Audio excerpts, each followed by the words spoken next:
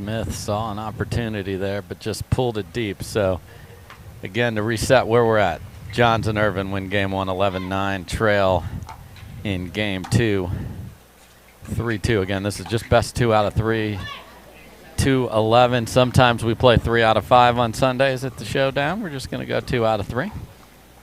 Yeah, I think the players, and certainly with these conditions, nice and warm, I'm not going to be too upset about that. As we said, 2 players going for the double crown as well. And there is a Burt as Ben Johns comes flying in front of his partner. And Ernie, of course, is when you jump across on your side, but we all love Sesame Street. So there is a Burt from Ben. Yeah, Wright complaining about the unnecessary use of athleticism and youth from Ben Johns. Oh, man. Gotta pair that up. Not be Oscar the Grouch on the second point after that.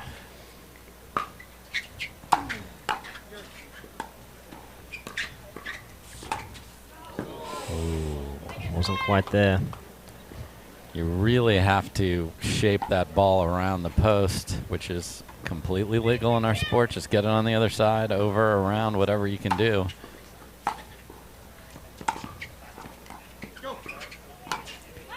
And if you don't get it on the first one, get that thing dialed in for the encore performance, Callie Smith. Well done.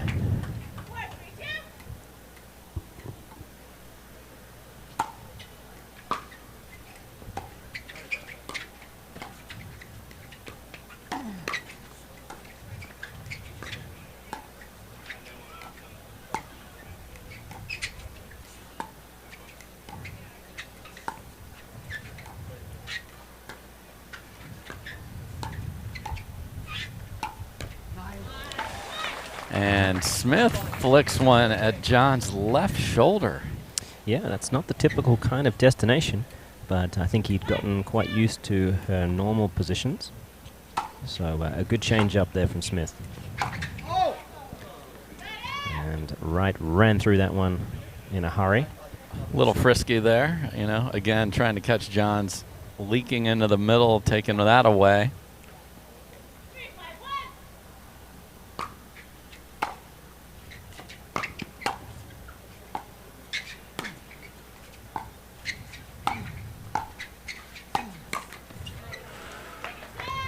John's just holding his position there, waiting for that exact ball.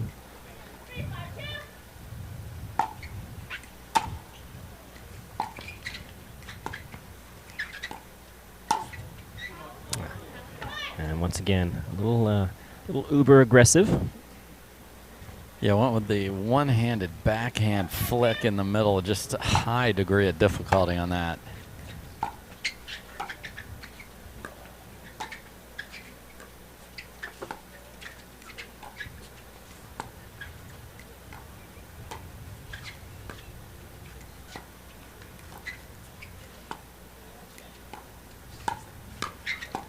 And that one surprised Johns, but he was still able to pull his paddle across his body in time. Yeah, miraculous. Unbelievable paddle manipulation there by Ben Johns.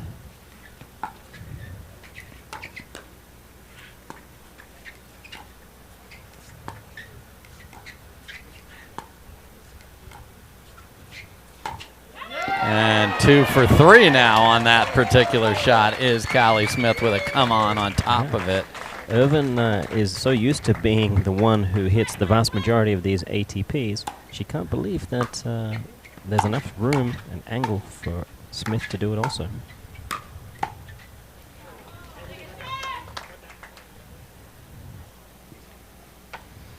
So they're tied up at 5, with a second chance to score here from Smith.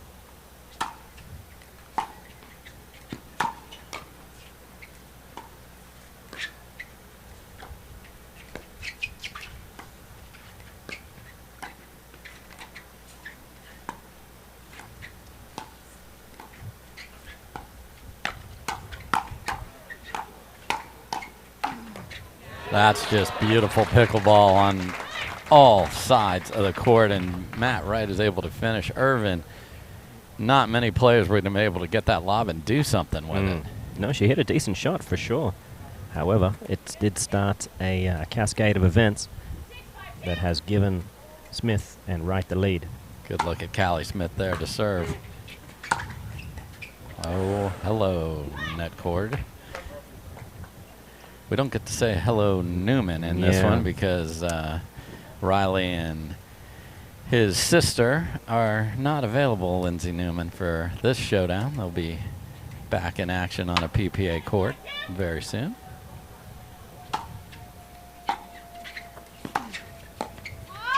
And another one skids off. I tell you, the pickleball gods are shining on Wright and Smith, and we did hear Wright utter the famous words that everyone has said on a pickleball court: "Sorry, not sorry." Wow, that one skidding just over. And that's a beautiful shot by Wright there, and this is a freight train. And oh my, Ben Johns has seen enough, rarely calls timeout. Walked up and put his paddle against the net. Frustration with the net, frustration with the score. So very well done here by Wright and Smith. What are you seeing?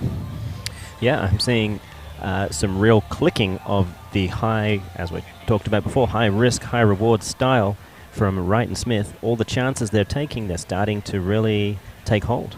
You know, it looks like that more conservative approach that Johns and Irvine are taking, and obviously, you know, Johns is going to do his thing. Irvine's approach has been so far to be very solid. She's a methodical player, incredibly reliable, so solid with thirds, dinks, cross court, all of the above. But right now, Matt Wright and Callie Smith have found a real groove in some high-level shot selections. Yeah, they have, and you know, that's the beauty of pickleball as we bring this to a new audience here on Tennis Channel. You just get that ball and get a little mojo, get a couple of net cords, get them a little frustrated. You can run out 3, 4, 5 points. Next thing you know, it's 9-5. Yes, Lady Luck has definitely been on the side of Wright and Smith, but that'll swing both ways. It always does.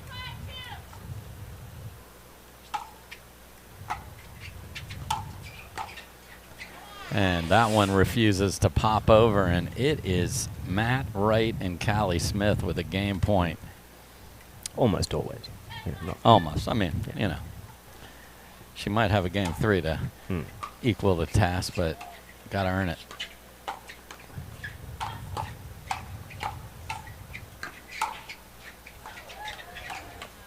And the I formation does not work for Irvine and Jansen. What an onslaught.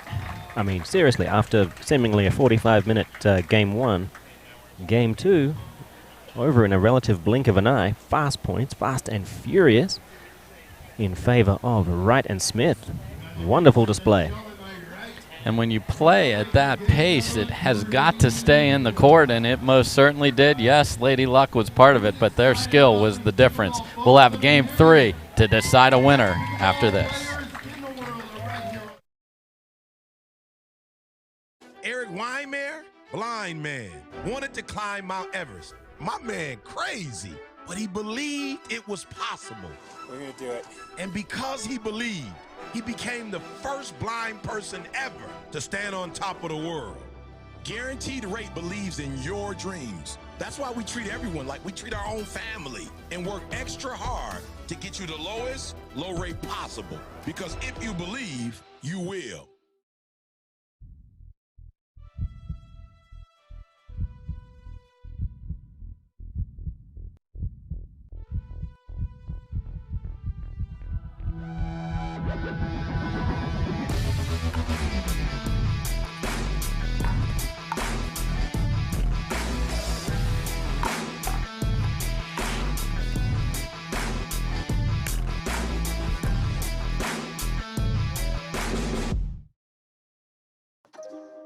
You don't get the moments everyone talks about without the moments no one sees. Early morning practice, late night drills, running it over and over. You don't get the crowd without the quiet. Everyone sees the glory, the medal, the podium, but every winning shot starts right here. Paddle Tech. Let's go again. I'm 6 foot, but with the money statement, I'm 10-2. Too much that I've been through, so I put it all in that rear view. Clean money in a black whip, got old problems with the friends new. Yeah, I'm in the big leagues, told her don't miss me. Ballin' like Houston, ayy, feeling like Whitney. Yeah, I need a bag, bruh, send it through quickly. I'm making his dog, like I'm in the big leagues. Yeah, told him I'ma hit it out of stands. I deserve another 100 bands. I deserve another. All right, welcome back, everybody. Dave Fleming with Morgan Evans, and a impressive finish to Game 2 by Callie Smith and Matt Wright, really bringing the heat that the California Sunshine is bringing as well. So we will switch sides at 6. Jessie Irvine, the local, to serve.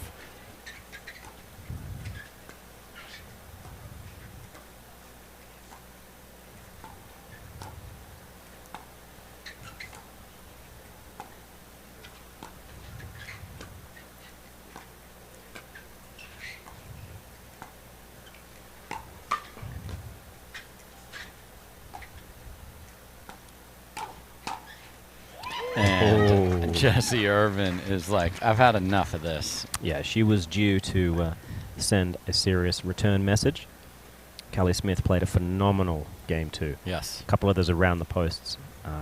They were coming from angles that I could see Irvine's face. Just didn't believe that that angle was actually a possibility.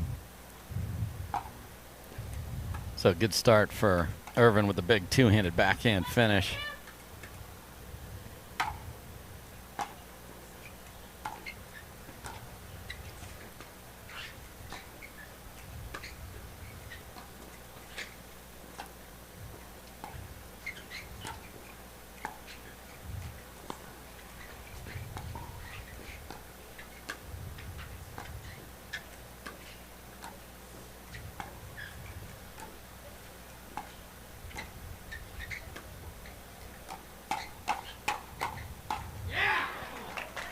Okay.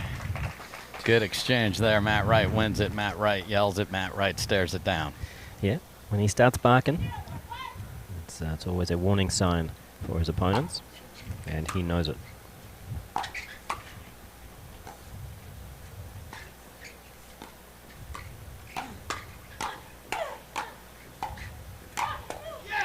And it is the power of Callie Smith overcoming that one. And yeah, she managed to get one ball just low enough on the prior shot and was awarded.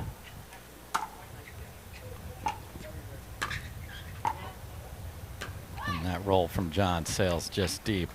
Again, we will crown a champion at the end of this game.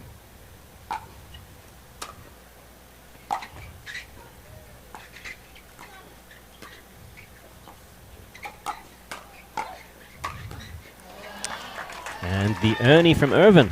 We haven't Yes. seen much of that today so far. No, if Matt's going to throw it back behind her, she's going to not let that happen by putting that in his head. Looking to shake and bake. That one comes into the net, so they edge in front in this truly high-level Selkirk Lab Showdown final.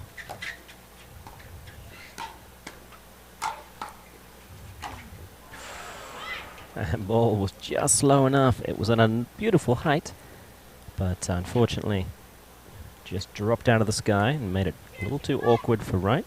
Would have been a perfect height for me at 5'8". Would have been an overhead.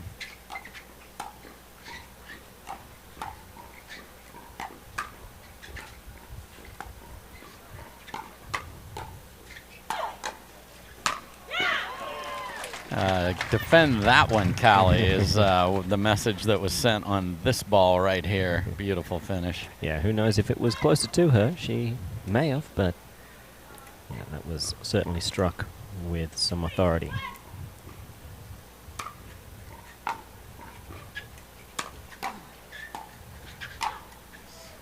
Nice angle there, and Smith and Irvine, as we mentioned earlier, are going to get to see each other twice today.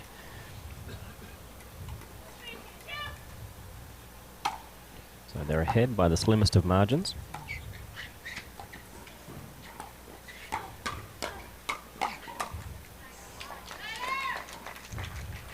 And Callie Smith taking some real chances on the returner serve, but I think they know for them to win this match, they're going to have to redline. Yeah, look at the score at game 2. That's our pattern. Oh, great angle there from Wright. Didn't need to hit a bullet. No. Put it into a very tough location. And that was started by a little roll flick by Smith down the middle that caught Johns just a bit off guard.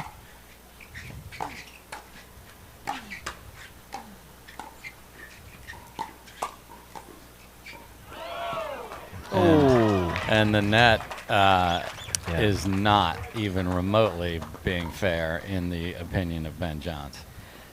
100% no. We saw him a look of dismay towards the heavens. And like a great match horse race here, it is now Smith and Wright that have nosed in front. Oh my. Well, that was fun, wasn't it? That was a super fun angle. That would have set up one of the greatest ATPs ever if someone would have been standing over there. Of course, he hit it there because there's no one within 25 feet of that. I think.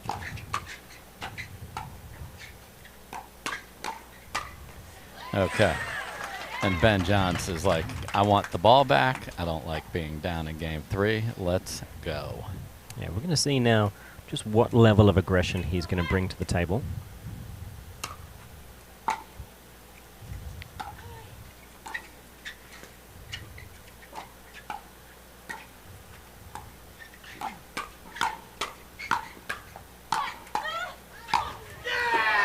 And Callie Smith says, I see you and I raise you. Yeah, I mean, is this really a team that will allow Ben to, really take over as he can? Steely intensity.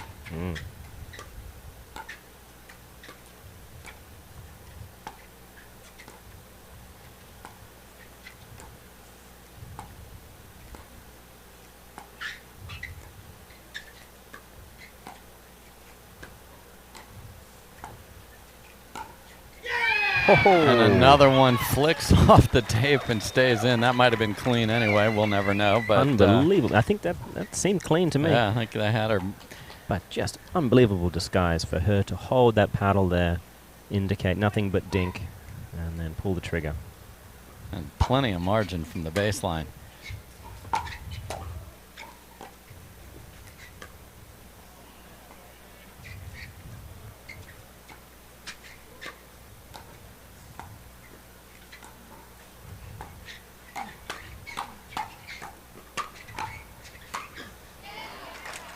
That time it is Johns that comes out on top on the firefight at the kitchen line.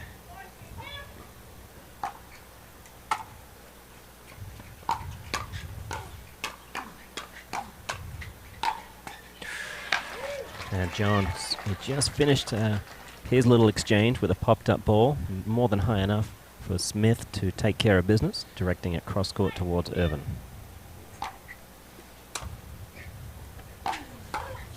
And we talk about a team that is dialed in for a game and a half. That team is Wright and Irvine. Yeah. Wright and, of course, Smith. So Wright, Smith looking great. Irvine and Johns trying to find an answer. We'll be back with the conclusion.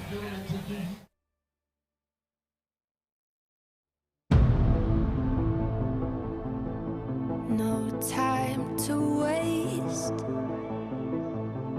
under the setting sun, into our wildest dream. Follow me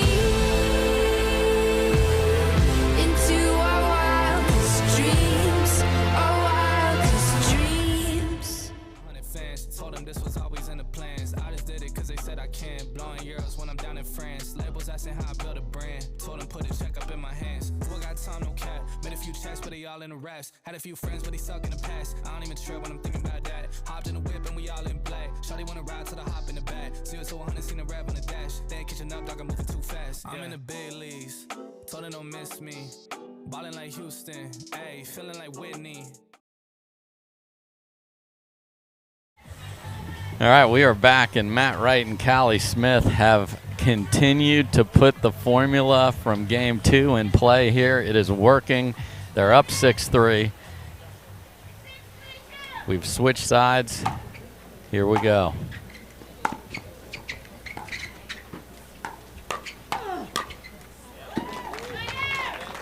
Okay. Ben with some serious counterpunching there. And you saw the difference of if Wright is reaching, the pace and direction of the ball is going to play right into Ben John's hands.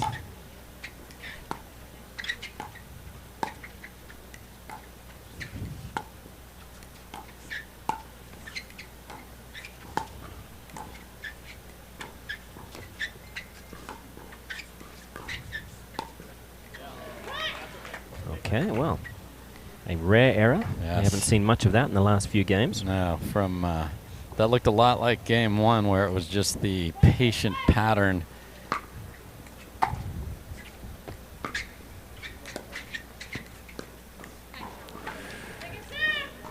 We also haven't seen much of that, No.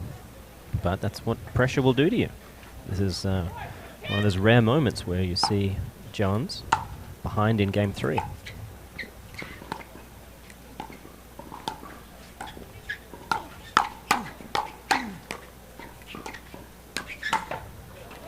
Oh, and a little friendly fire there as the dig from Callie Smith catches Matt Wright.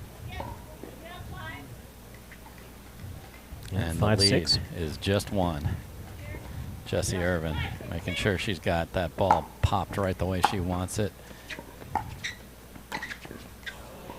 Oh, and a nice low drop, and again, great drop in the menacing presence of Johns. You got to keep that ball away from him. So that's that combination. We're tied at 6.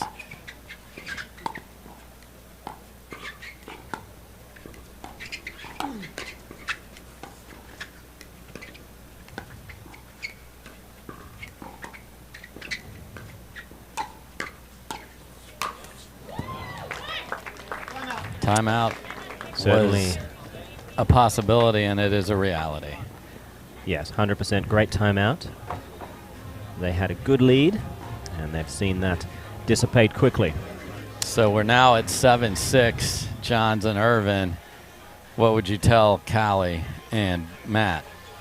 Well, they need to pick up their energy again. I think they suffered what so many players do, an adrenaline dump. They had one of the greatest games either one of them has ever played, I'm sure, in game 2.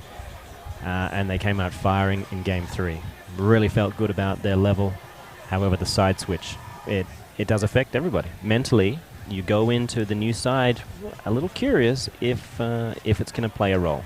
You know, it's not like there's a serious wind around, but the optics are different everywhere. So they weren't able to quite keep their level. A couple of loose errors. Some of those fourth balls that dipped beautifully from Irvine and Johns caused some tough contacts from Callie Smith. And that started a bit of a snowball effect, unfortunately. Once that pressure starts mounting, it's not easy to dig yourself out of that hole. So here we go. Irvine to serve at 7-6.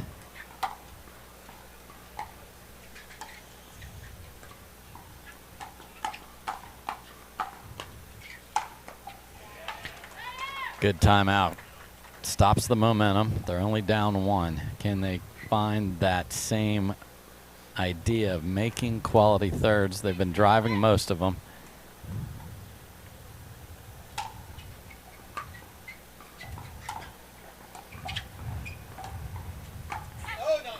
And that time is the best backhand third that Smith has hit in the entire match. For sure. She got low enough, really changed her aim point a little higher above the net.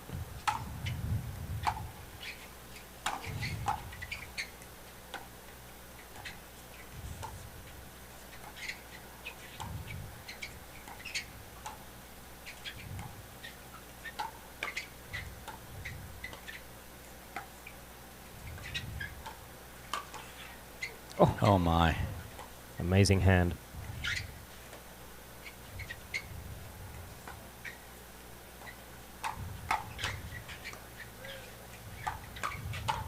Oh, and after some tremendous defense from Callie Smith, can't quite find the range on the last one.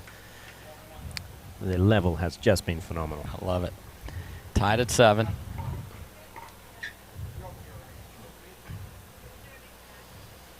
So, Matt Wright to serve. 7's all over the board.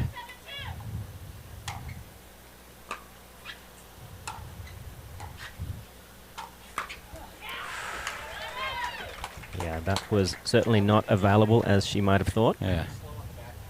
Yeah, the from that position in the court, there's very little chance that you will surprise him with that.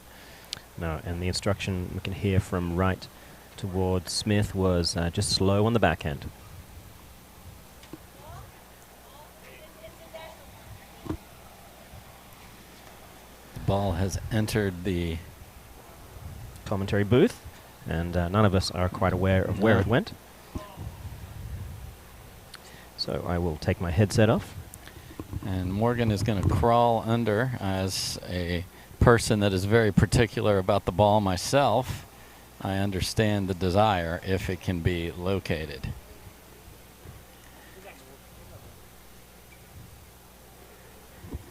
It has been eaten by the cable monster, so it is gone. We got a new ball, 7 all. Here we go.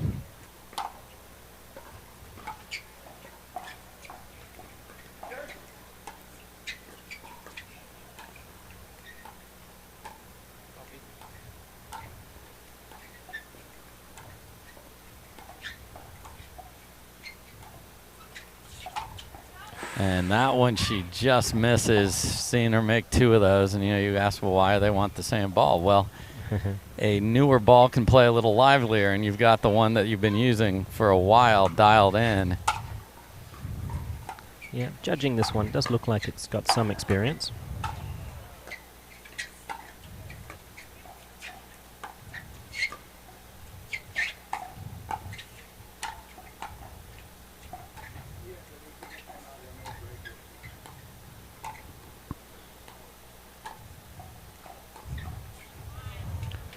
So defended their way back to the kitchen line, but couldn't finish it off. So Irvine again getting a good bounce on that ball.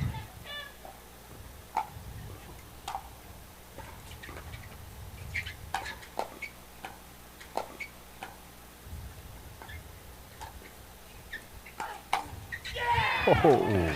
And we haven't seen Irvine pull the trigger much at the kitchen line. Chooses that moment, and Wright is sitting on it. Yeah, she was off the line, and I think it's a little bit indicative of the kind of pressure they're under right now.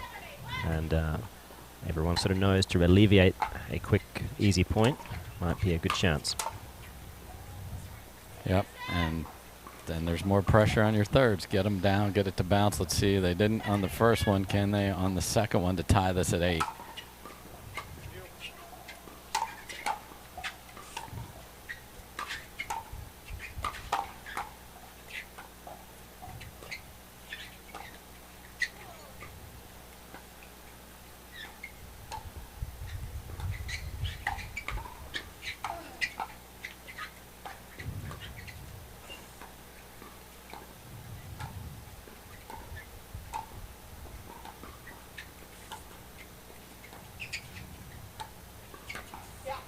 And what a reach in by Ben Johns with a little flick, right looking for the ball on the other side and cannot get out of the way. So, yeah, perfect placement and a well-deserved timeout.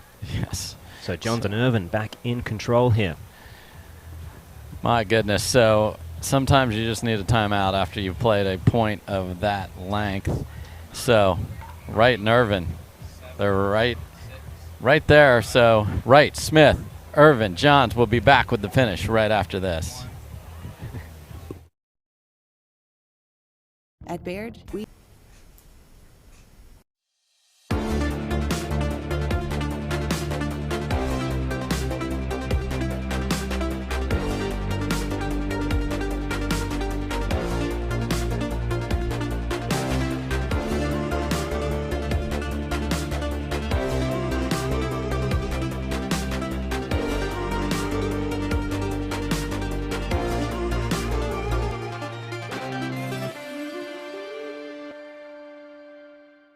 My name is Parenteau, and I've been playing pickleball for almost 6 years.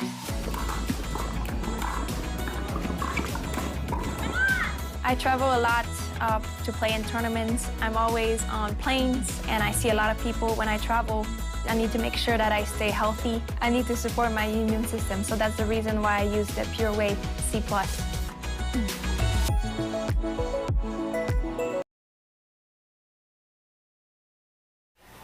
We are back. Wright, Smith, call a timeout. Make sure they're at peak efficiency, hydration, and ready. Jessie, Irvine to serve. They're up one. Big serve to start. Oh, and the off-speed roll by Johns is perfection. Haven't seen that all day. No, that was an incredibly unique shot.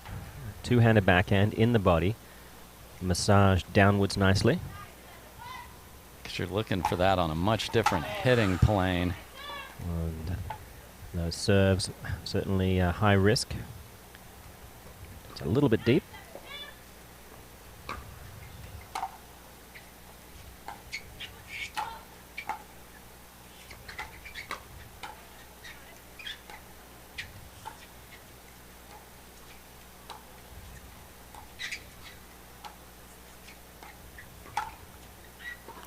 Oh, and an inside out.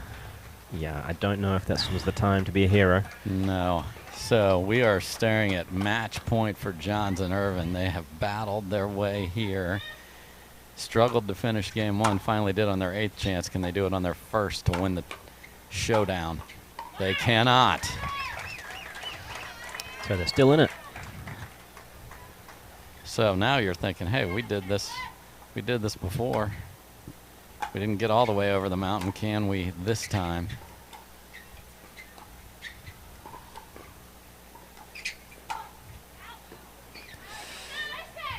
And she's gone for a lot this game. And to her credit, it's one of the reasons why they've been able to apply as much pressure as they have on Johns and Irvine. But you've got to pick your moments, right? Yeah, and if you're going to go, I mean, well, at least it was on serve, right? Yeah, and you got to go, and you now it comes down to execution because the game plan hasn't changed. And a comes flying back with that vicious two-handed backhand from Irvine. That was huge. So much power on that two-hander, and that's given her team a second chance to be the victor. Right, just saying you might want to wipe off the ball. A fair amount of sweat. They glisten on there. Irvine known to bounce the ball beforehand. Does a little extra. Does get the serve in.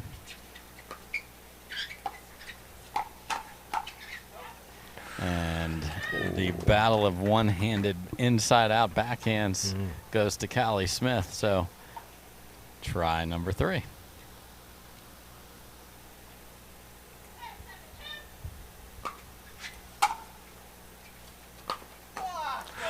And what a drive by Ben Johns to end it. And that's as high quality a match as you can have with partners who are not used to playing with each other that you could ever ask for. So Smith and Wright, impressive in defeat, but it ultimately came down to the precision of Jessie Irvine and the presence of Ben Johns at the Kenshin line. Yeah, I think Jessie Irvine played a fantastic game. She kept the ball alive for as long as she needed to. She trusted that if her dinks were good enough, then the kind of risks that Callie Smith were going to have to take aren't going to be good ones. And she was right. Towards the tail end of this game especially, Callie Smith did take a couple of extra chances, whether it be nerves or just she felt like the ball was there, who knows. But in the end, Johns and Irvine proving victorious. And Irvine even found a couple opportunities to show her power in finishing at the end. So the local and Ben Johns are our Showdown champions. We offer a different, more holistic approach to wealth management with your career, family, friends, and community. Finding time for you and making sure your family's financial plans are on track can be a real challenge. At Baird, our financial advisors get it. We'll partner with you to create a unique financial plan and coordinate with your legal and tax advisors to bring it all together so you have more time for what matters most. We owe great times to good friends, to the glasses that spark conversation, to the ideas that then pour out. Ours came from a night like that, and somehow survived the morning after. To make our own tequila. It wasn't meant to leave our house, but since we made this for friends, we thought it wouldn't hurt to make a few more. Grab a glass, amigo. Our tequila is your tequila. Our casa is your casa. Our new EV rental fleet is the absolute GOAT. Nice. Speaking of goats, is that Tom Brady? Yeah, he comes in to recharge, get software updates, you know.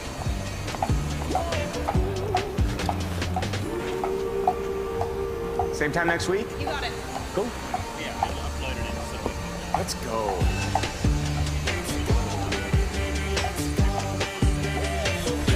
Let's go.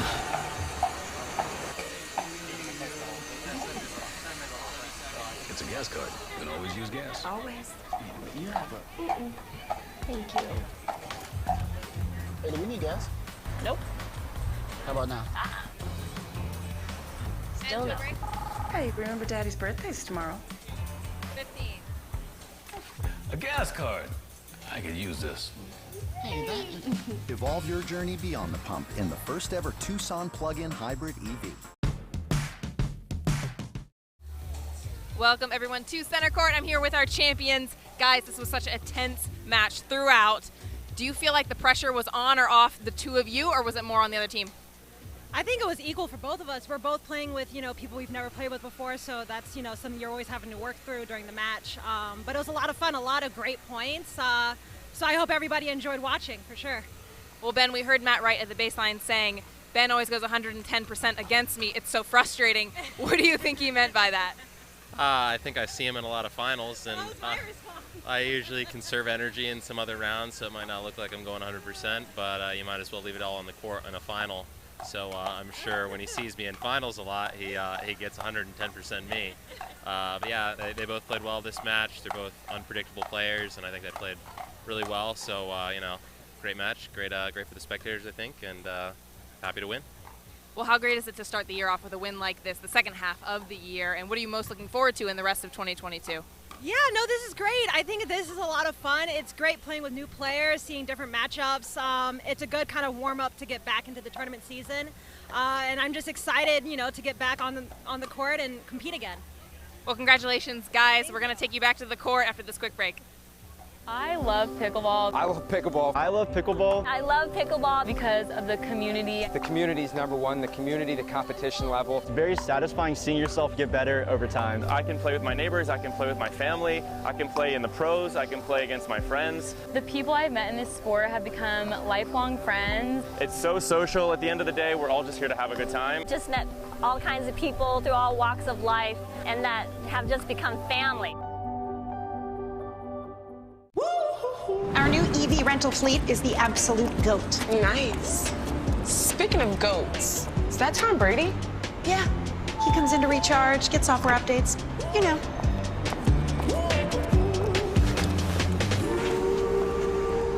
Same time next week? You got it. Cool. Let's go.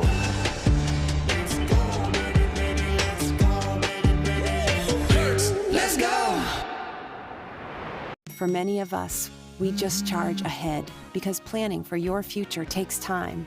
And right now, thinking about your financial future takes on new meaning.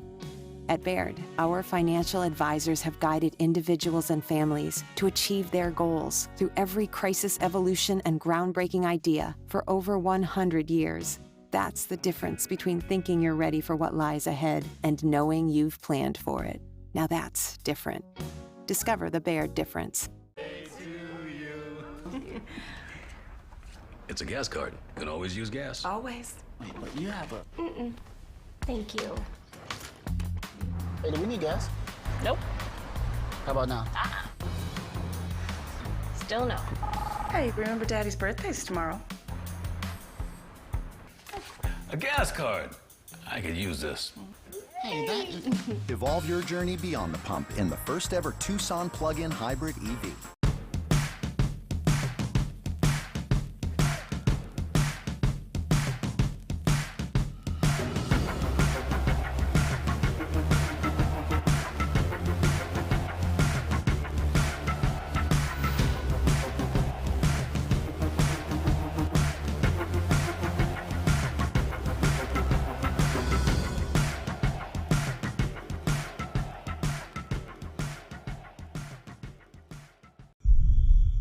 Each shot has its...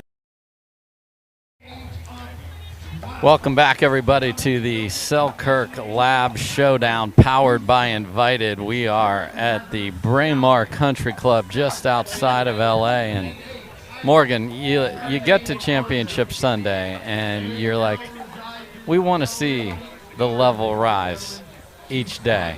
That thing went to the top of the hills here. Yeah, top of the charts. I am trying to think of the last time I saw such a good match. You know, we're talking about in the break there.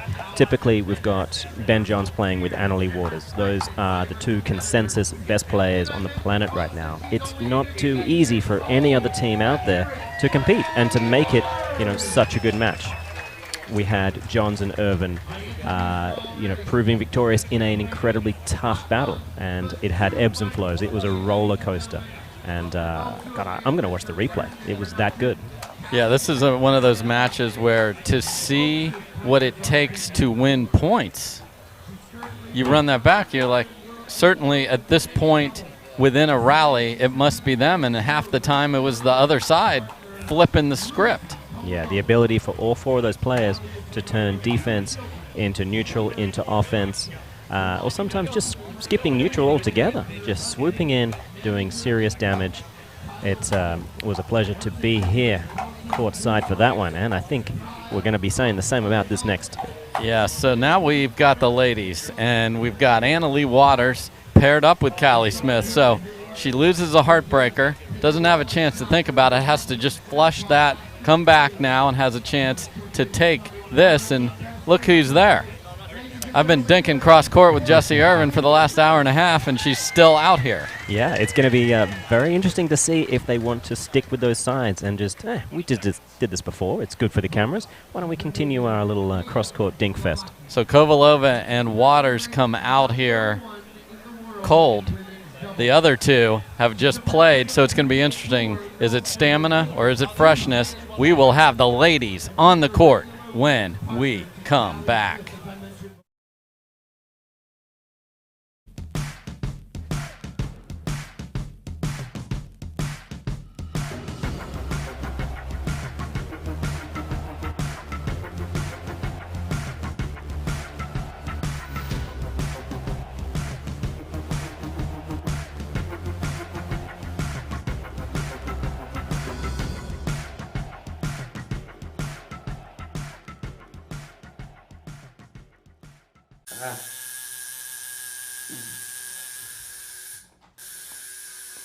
I need a bag, bruh. Send it through quickly. I'm making his dog like I'm in a big league.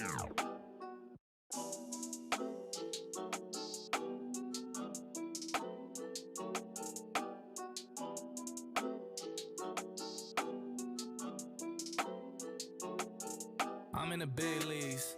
Told her don't miss me. Ballin' like Houston. Ayy, feeling like Whitney. All right, folks, welcome back. The mixed doubles did not disappoint, and now we've got the ladies center stage, and you will see truly some of the best pickleball you could ever imagine. Some of the points that the women have are arguably the best that we will see all day long and all year long. And you've got the 15-year-old phenom and Leigh Waters out here, and what's special about her is she gets to play women's doubles with her mom, but because of this format, separated from mom and actually had to play against mom. And here she is, the victor, and heading on to play with Callie Smith against Jessie Irvine and Lucy Kovalova today. Yeah, I'm not sure we're going to see much of any separation anxiety. No. She's a professional player, has been for quite some time. And I think she gels very, very well with her partner, Callie Smith. We talked about a little bit about yesterday. If you're going to have someone like Leigh Waters, who is very happy to start a fight from anywhere in the court, you better have someone with quick hands next to you. And who has quicker hands than Callie Smith? Yes, and those hands are warmed up like the sun shining on this court, because she stared down Ben Johnson, had a number of interchanges with him, and she was up for the task. Jessie Irvine and Lucy Kovalova, one of the big things they bring to the table is reach, and that can never be underestimated. How they posture themselves up at the kitchen line and their combined length makes it very difficult for their opponents to keep the ball bouncing in front of them. That is formidable, no doubt. Here we go. The ladies are ready. Let's play pickleball.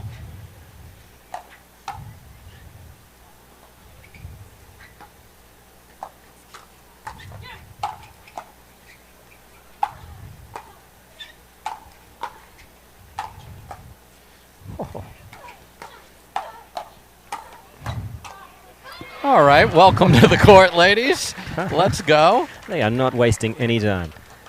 And just to set the stage of who you've got, that's Callie Smith serving to Lucy Kovalova. Next to Callie is Leigh Waters and Jessie Irvine, the LA native, at the net. And just showing everyone exactly how high the net is. 36 on the outside, 34 in the middle.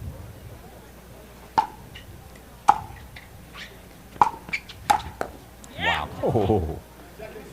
Violence. Yeah, I think she was upset with herself on that last one and took it out on the ball. On that. And sometimes those will sort of snowball into 2 and 3 misses. Nice job by her of channeling that into a positive. And Callie Smith got plenty of practice with ATPs in the mixed and comes roaring out the gate with one here in women's doubles. That's 3 for the day already. Batting 60% of those, 3 for 5. Yep.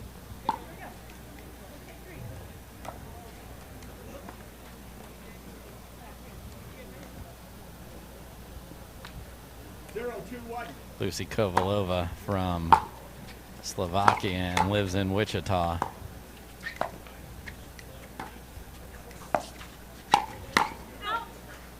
Good lead by Irvine there. Yeah, it's unusual for Callie to be hitting those ones high. Her paddle position noticeably higher than the vast majority of players, often able to get the ball down in a hurry.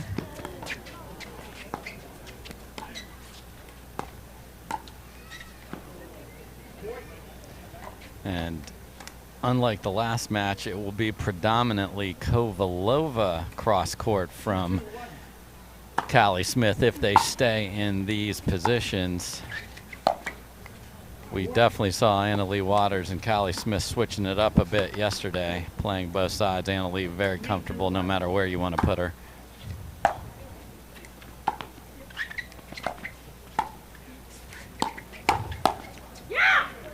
And there's fire coming from that backhand again. Yeah, that was millimeters above the net. Tough one for Waters to field. Oh. And starting to find some fire. Let's just put together a backhand attack teaching video and just show this first start of the game. It is Jessie Irvine on display here, feeling great. She's a resident of the area, and she is putting on a show for her fellow residents who've come out to support this great event. This is the Selkirk Lab Showdown. This is the best women in the world. We'll be back. What are you guys doing? We're getting our duper tattoos. You know it changes every match, right? Oh, Duper, keeping tattoo removers in business by updating after every match. Download the app and claim your free profile today. Can you change that 6 to an 8? I sure can try. I need a bag, bruh. Send it through quickly. I'm making his dog like I'm in the big leagues. Told him that I gotta go, dog. I'm riding a road, y'all. I think that I'm back in my bag now.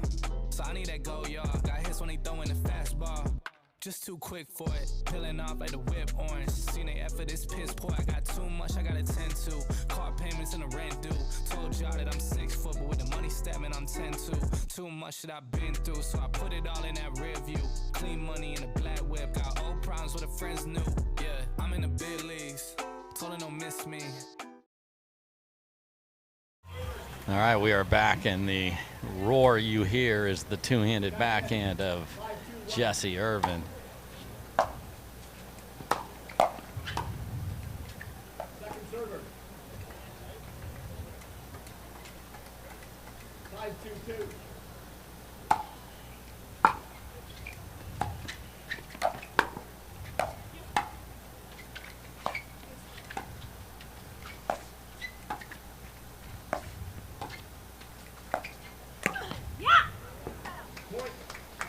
And great reach. We talked about that earlier on.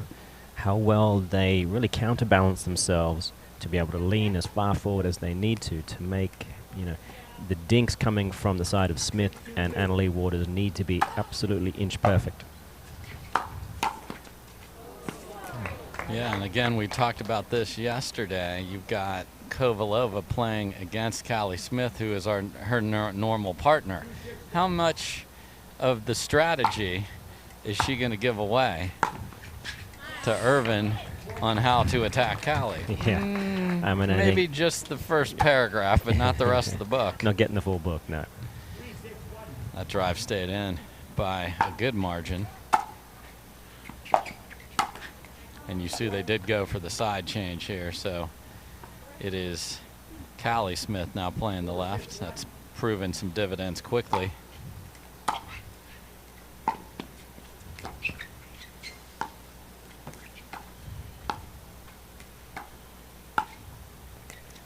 And now these two are going to prove that they can dink cross court on backhand side.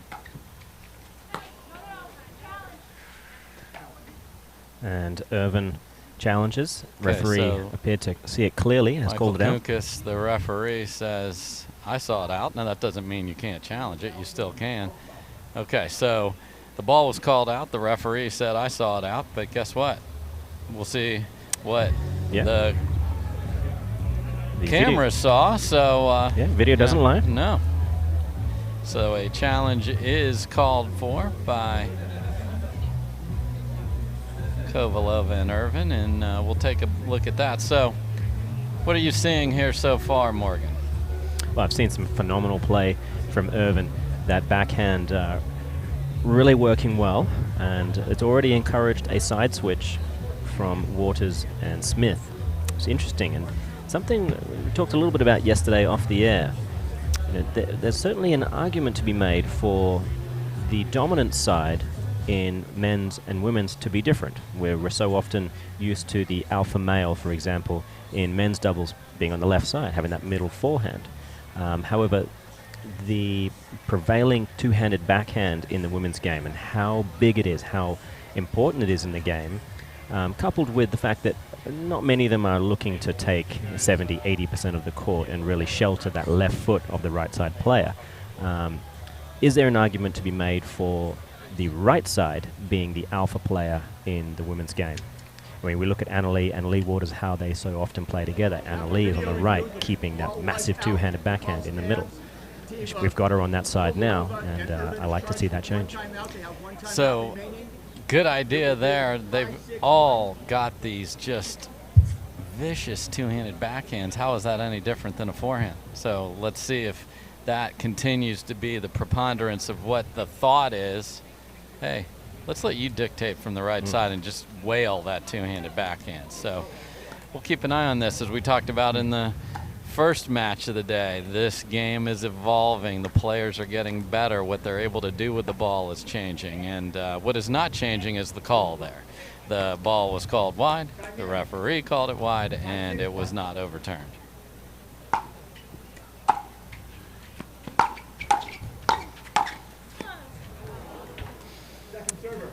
Jessie Irvine's like, hey, I'm owed about 5 of those from the mixed match, even though she was able to still eke out a victory. And the Callie Smith ATP clinic continues, this time on the backhand, and you have to hit it like a racquetball shot. Yeah. You got to flick it about an inch above the ground, and she did it perfectly. Yeah, she is 4 from 6 today.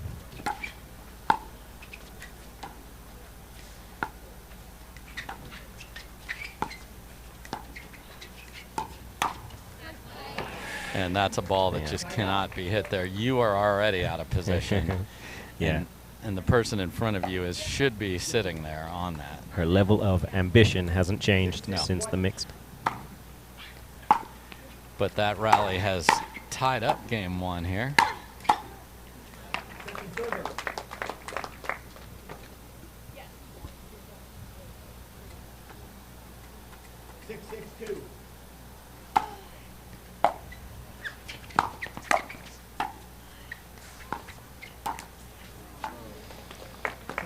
It was a quick twirl after that one. Not happy.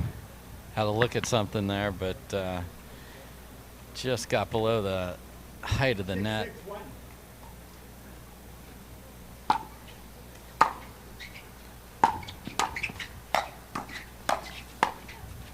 That's in. Oh.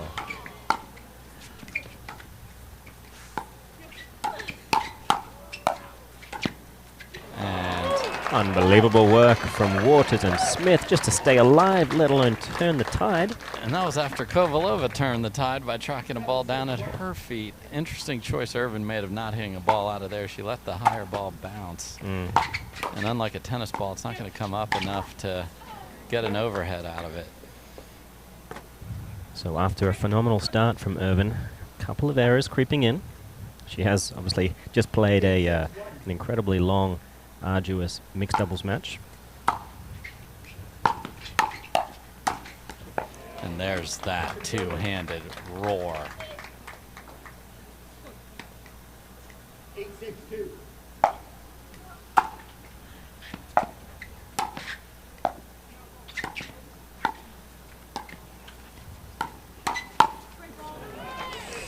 Lucy Kovalova just handling business.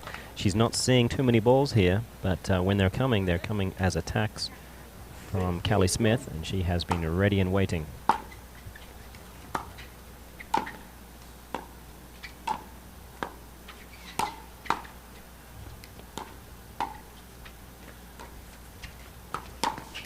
And a beautiful move in Ernie from Callie Smith. Look at this. Oh, she read that beautifully. 6-8-2. Huh.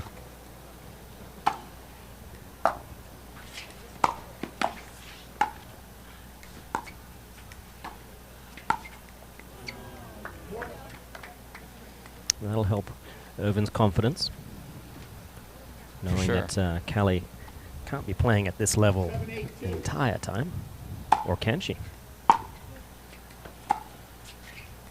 Great deep return, so the answer on at least that return is she most certainly can. And Anna-Leigh Waters has been very patient, hasn't seen a ton of balls herself, but hasn't tried to do too much to put her team in trouble. She's going to let Callie Smith wail and then finish what's left, and does it beautifully right there. And Irvine now on the right side, and she looks to be staying there for this point at least.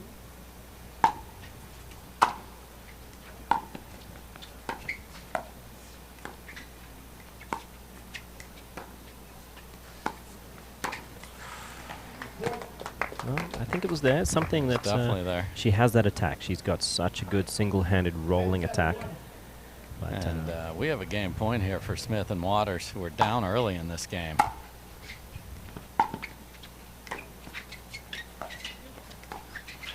I formation. And just misses. They will not challenge it. Callie Smith was trying to figure out where to go, and then just like, okay, youngster, go finish this off, and missed by an inch. Great serve from Waters.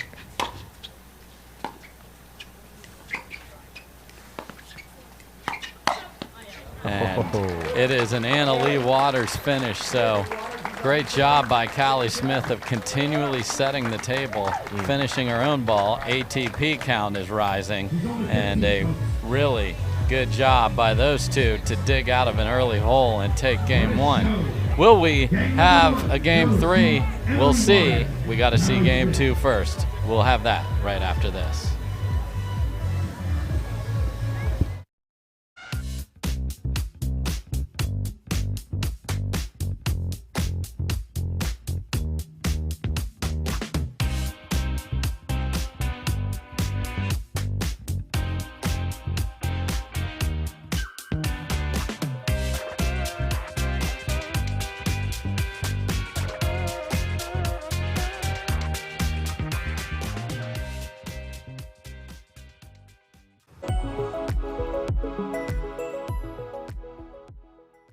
I felt like I had to always drink water over and over, but I still felt a little bit dizzy by the end of the day. But once I tried to incorporate more electrolytes in my daily life, it really helped me out. My favorite thing about the pickleball cocktail is the flavor. It tastes great. I drink the pickleball cocktail every morning to make sure that I stay hydrated throughout the whole day. It's important to drink first thing in the morning. If you wait until you play, you're usually too late. You start feeling dehydrated. When it comes to hydration, don't wait before it's too late.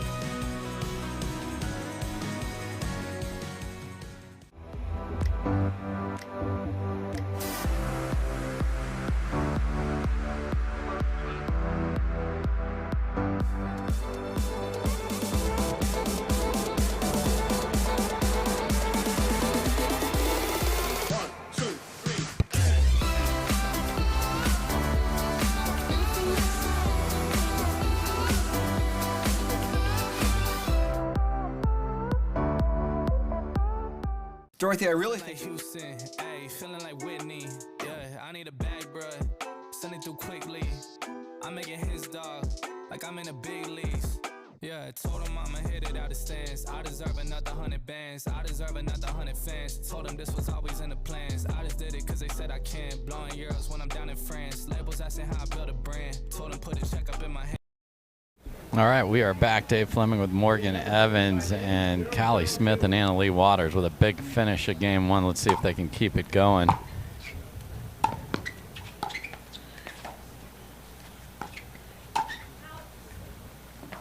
I'm curious that they have started off with Waters on the left. They were doing very well with her on the right, but they're going for the switch now. Maybe they forgot. Yes. Especially on serve. It's very easy to set the table however you would like that table to be set. You want to put all the cutlery out there or just a spoon, whatever you need. Yeah, sometimes I go with 4 forks. Especially if there's a good dessert. And there is a beautiful piece of cake right there for Smith to just absolutely obliterate with a great angle because they know it's coming back if they don't find an angle.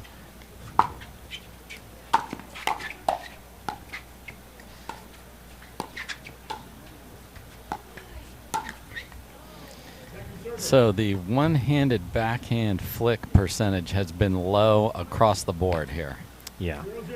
But I admire that she's sticking to her guns to a certain extent.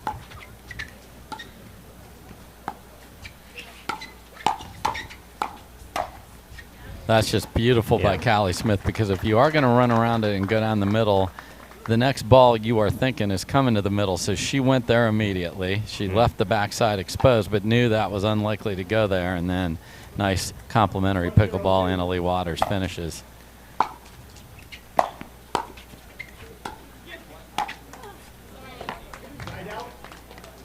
And there's Anna-Leigh Waters sticking that backhand in. She's never seen a ball she didn't think she could get back, but Callie Smith's waiting with that onyx paddle ready to go.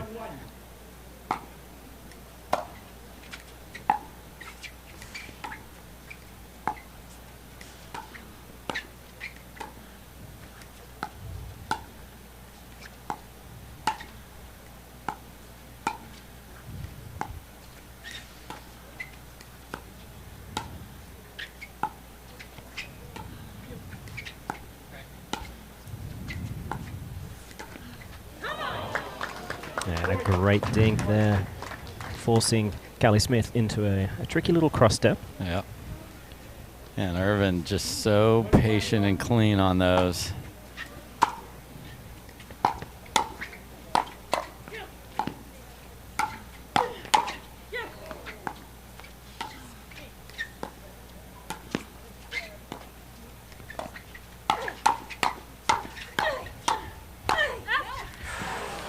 She's just pulled that one wide.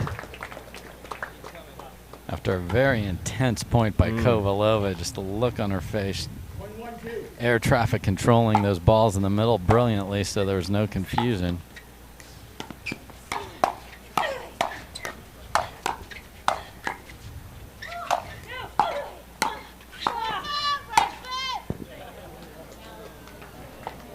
And a foot fault is called. Yes. The right foot.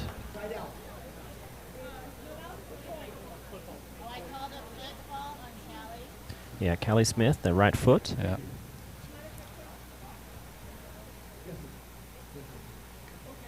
So sometimes on those overheads, you will rotate your body or slide a little bit and just catch that white part of the kitchen. So the line is part of it, and that is exactly where that was caught by Leslie Frank. Excellent matrix move by Callie Smith there, as that was coming at a. Those are hard to get out of the way of because it's a diagonal.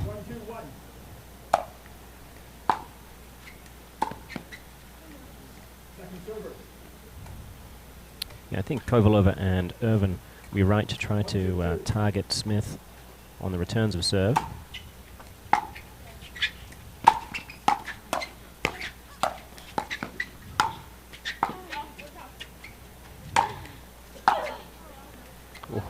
The only issue, though, of course, is if she really gets a good third in, you've now got Annalee Waters moving in a hurry and being incredibly menacing. Prowling that kitchen, looking for it.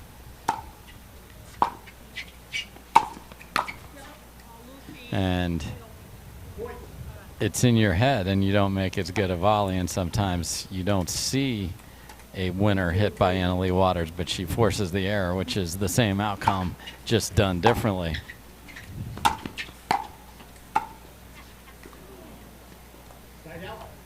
Yeah, they're doing enough with that first volley to keep it away from Waters more often than not. So far, nothing needing to change in the strategy.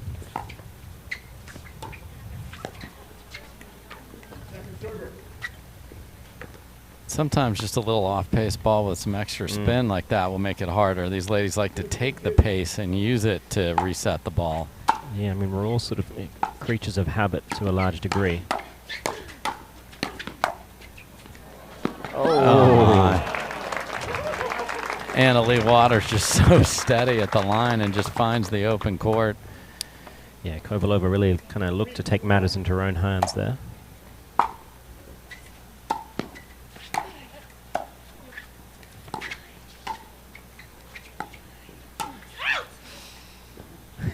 A quick shout of out. Yes, Irvin's Certainly like, was. you are going to hear me. Everyone is going to hear me. Again, one of those backhand flicks that are low. That's just a tough ball to make. 3-2-2. Yes, you are. It's home score. 3-2-2.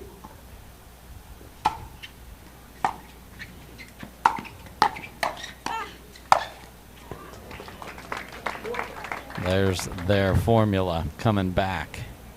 Drive, crash, finish. Give me the ball back. Let's do it again.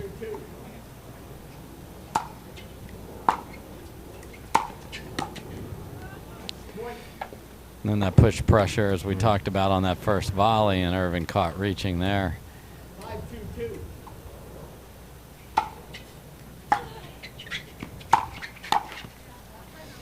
The question is a side switch in order yet?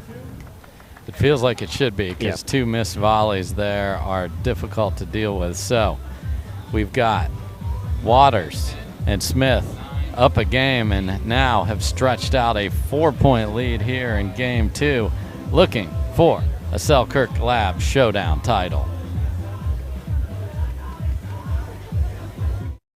You'd like the magnesium. Perfect. I'd be happy to get that shipped out to you today. Thanks, Dorothy. You too.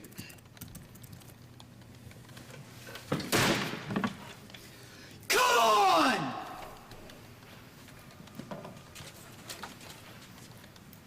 Does he do that every time?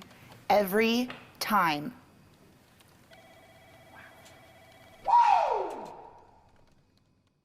Happy birthday, Matt. Oh, thanks, Lucy. Oh, wow. And another one. Oh, you shouldn't have. I have one more surprise for you. Okay.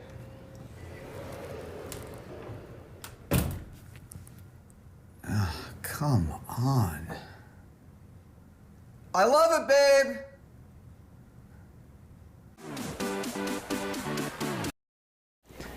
All right, welcome back. Timeout called by Kovalova and Irvine. Look at the feet bouncing. Smith and Waters are feeling it. Can they continue?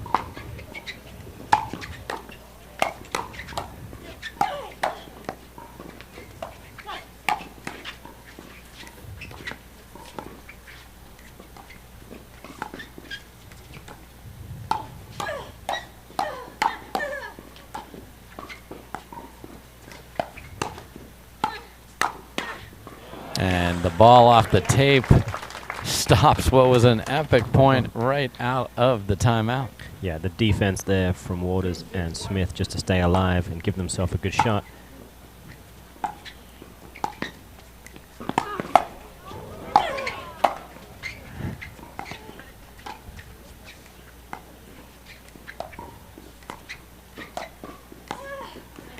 You want to talk about all the flash of Leigh Waters, but the two defensive balls she played, especially the second one, ATP defense good, but Irvine did exactly what you want to do and hammered one at her feet, and she just threw that back in the kitchen. Yeah, I mean, there are levels within levels, and we're seeing a display of exactly what is making her the consensus #1 female on the planet in all three disciplines. Yes.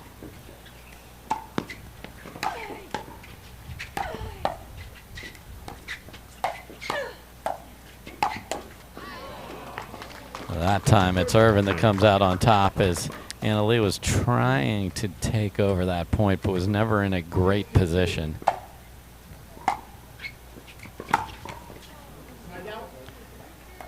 So they got a nice lead but unable to add to it here. So Kovalova and Irvine need to find something now. Oh, that was interesting. A little attempted pancake there. And that was due to the heat coming off that drive by Kovalova.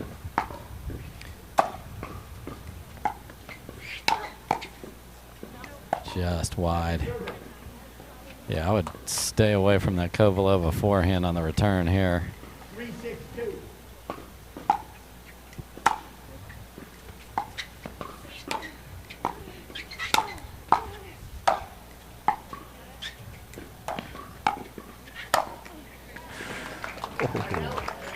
And that is the difference of if you cannot get the ball down, you're going to eat it. Yeah, she just kept herself in great position, stabilized the lower half, uncorked, a massive winner. 6-3-1.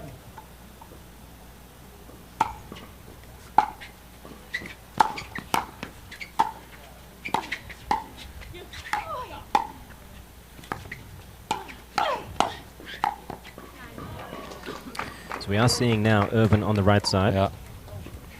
And you saw Leigh Waters cleaning up trouble in the middle.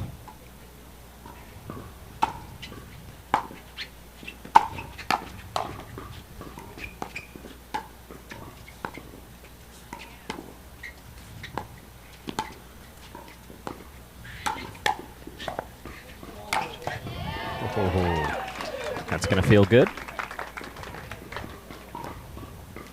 Crowd is loving it. Packed in around the court here.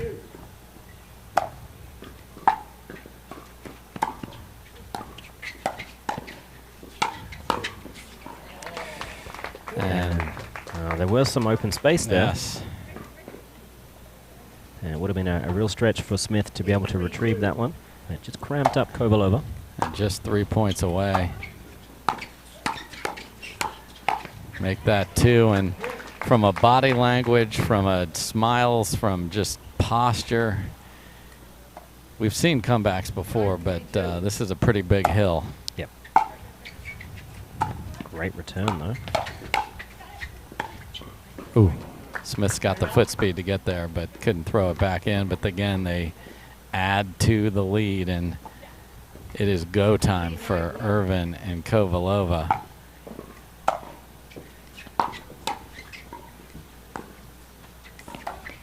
Oh. We haven't seen her have to hit too many cross-court backhand dinks. It's always wonderful when someone looks to try to expose that space. Usually it's a futile effort. Another great return. Callie Smith has stayed on top of those returns all day long. Yeah, she hasn't had the best third shot drop day in her life, but her returns have been very impressive.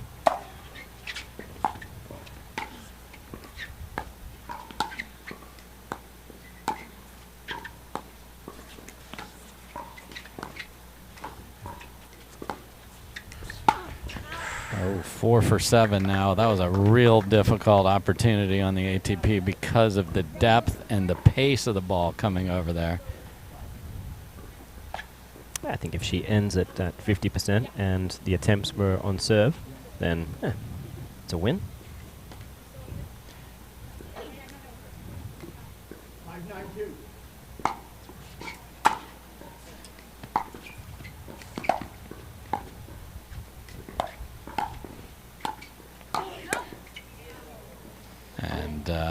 A ambitious attack from Kovalova from the midcourt, which was definitely going to go out, is struck by Smith. So that brings us within 3 here. So we've got a little comeback coming on here. What do you got to do to keep this rolling if you're Kovalova and Irvine? Well, I mean, you've got to remind yourself that Smith and Waters, they are human beings. They are going to make some mistakes. They have been playing phenomenally. However, a couple of loose errors creeping in. You never quite know when you're going to stumble across a perfect strategy. I think Irvine being more comfortable on either side is one of the keys to at least mix it up, make it a little more tricky. They are targeting her in a lot of areas, and that's putting a lot of pressure on Kovalova. I think if they can settle down, find a nice groove in a cross-court dink exchange, because Callie Smith is taking some real chances, and I think it's an educated decision from Smith. She knows that if it is just going to be a long, drawn-out dink exchange between her and anyone who's cross-court, then it's not quite so easy for her partner, Annalie Waters, to really get involved. Annalie Waters can certainly feed off chaos, though. Once a firefight starts, she is incredibly good at getting in there, hitting either that big forehand or the even bigger two-handed backhand and helping finish proceedings. So, Irvine, Kovalova have narrowed the gap to 3. Timeout called. This is their second server. And they are able to get a stop. So, 2 points from a win. That's a good timeout from Waters. Oh no, and after a perfect return that set up a bunny, she hits it deep, and we are at match point.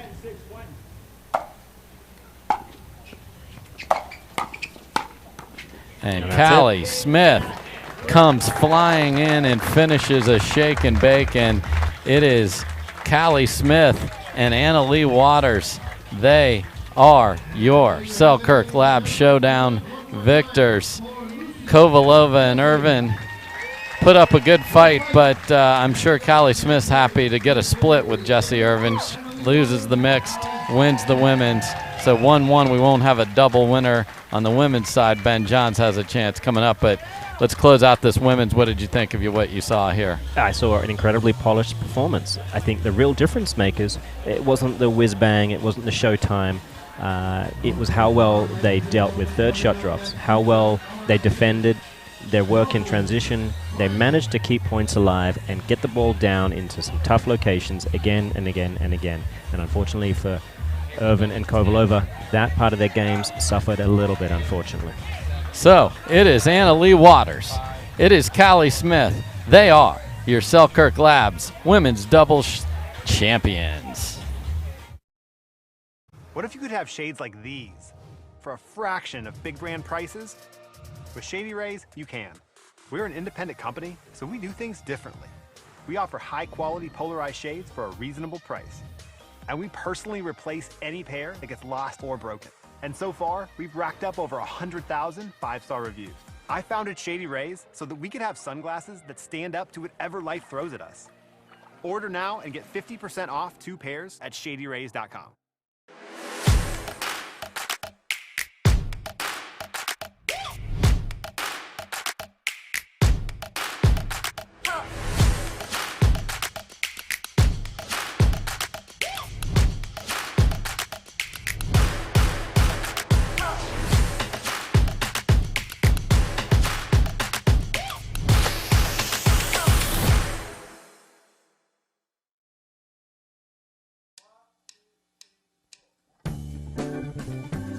I host a show in the kitchen. I share my workouts in the kitchen. I roll one sleeve up in the kitchen. I stream in the kitchen. I can't cook, but I'm in this kitchen. I gave my paddle away in the kitchen. I help keep you fit in the kitchen. We're all family in the kitchen. Let's go!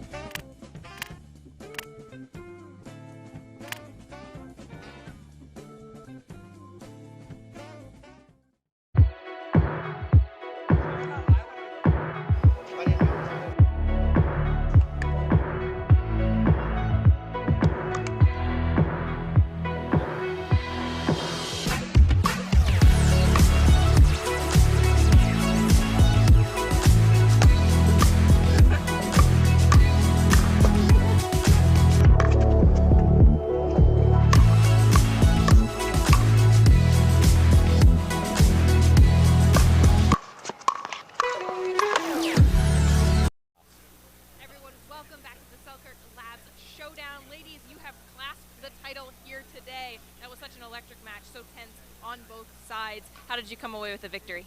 Yeah, I think me and Callie, we both play our best when we're playing really aggressive, and I think that got away from us a couple times. We called timeouts, and we were like, all right, let's drive the ball some more and be really aggressive, and that's what we did, and we came out on top. Well, Callie, you've been out here so many times before. You know what it's like to play at the top of your game. How cool is it to play with Anna-Leigh Waters by your side? It was really fun to play with Anna-Leigh. You know, as you know, we're always opponents, so it's kind of fun to be on the same side for once. And Anna-Leigh is just as awesome as you all know, and as you all think. So she's just as great on the court and just as great of a partner. And it's fun when you have a bunch of cheers and a bunch of new fans, including my family and her family. You guys are amazing, and sponsors, Onyx, Optivita Health, and Spry. It's wonderful to have you on our side. So thanks. Well, the action doesn't stop here. We go to the Selkirk, or the Skechers Invitational next weekend. You guys are staying out here, I think, some of the players, to hang out in California before that one. What do you have planned? I think we're just going to relax, take a couple days off, then get back to the grind and get ready for the Skechers. I will be playing against Callie in that event, so we got to go from being besties to now being opponents. But no, I think we're just going to eat some good food, maybe do a little shopping, but I'm really excited. Callie, how about you? So we've actually got some clinics. Kyle and I are going to go coach some clinics in San Clemente area and just hang out with the kiddos, have a good time, and then be right back to have an opponent in Anna-Leigh again. Right back to the grind, guys. Dave, over to you.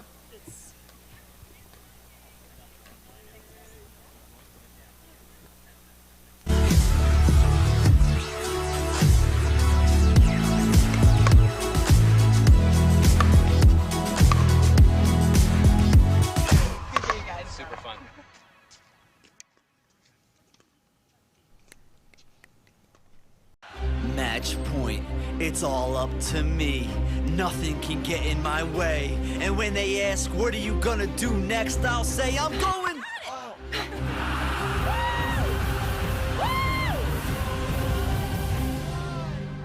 We're going to Margaritaville!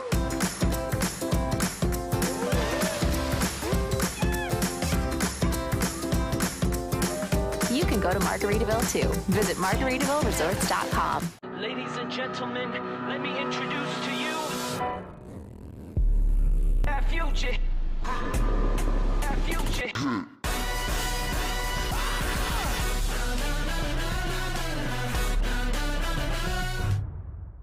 For many of us, we just charge ahead because planning for your future takes time.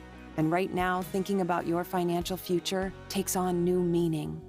At Baird, our financial advisors have guided individuals and families to achieve their goals through every crisis evolution and groundbreaking idea for over 100 years. That's the difference between thinking you're ready for what lies ahead and knowing you've planned for it. Now that's different. Discover the Baird difference.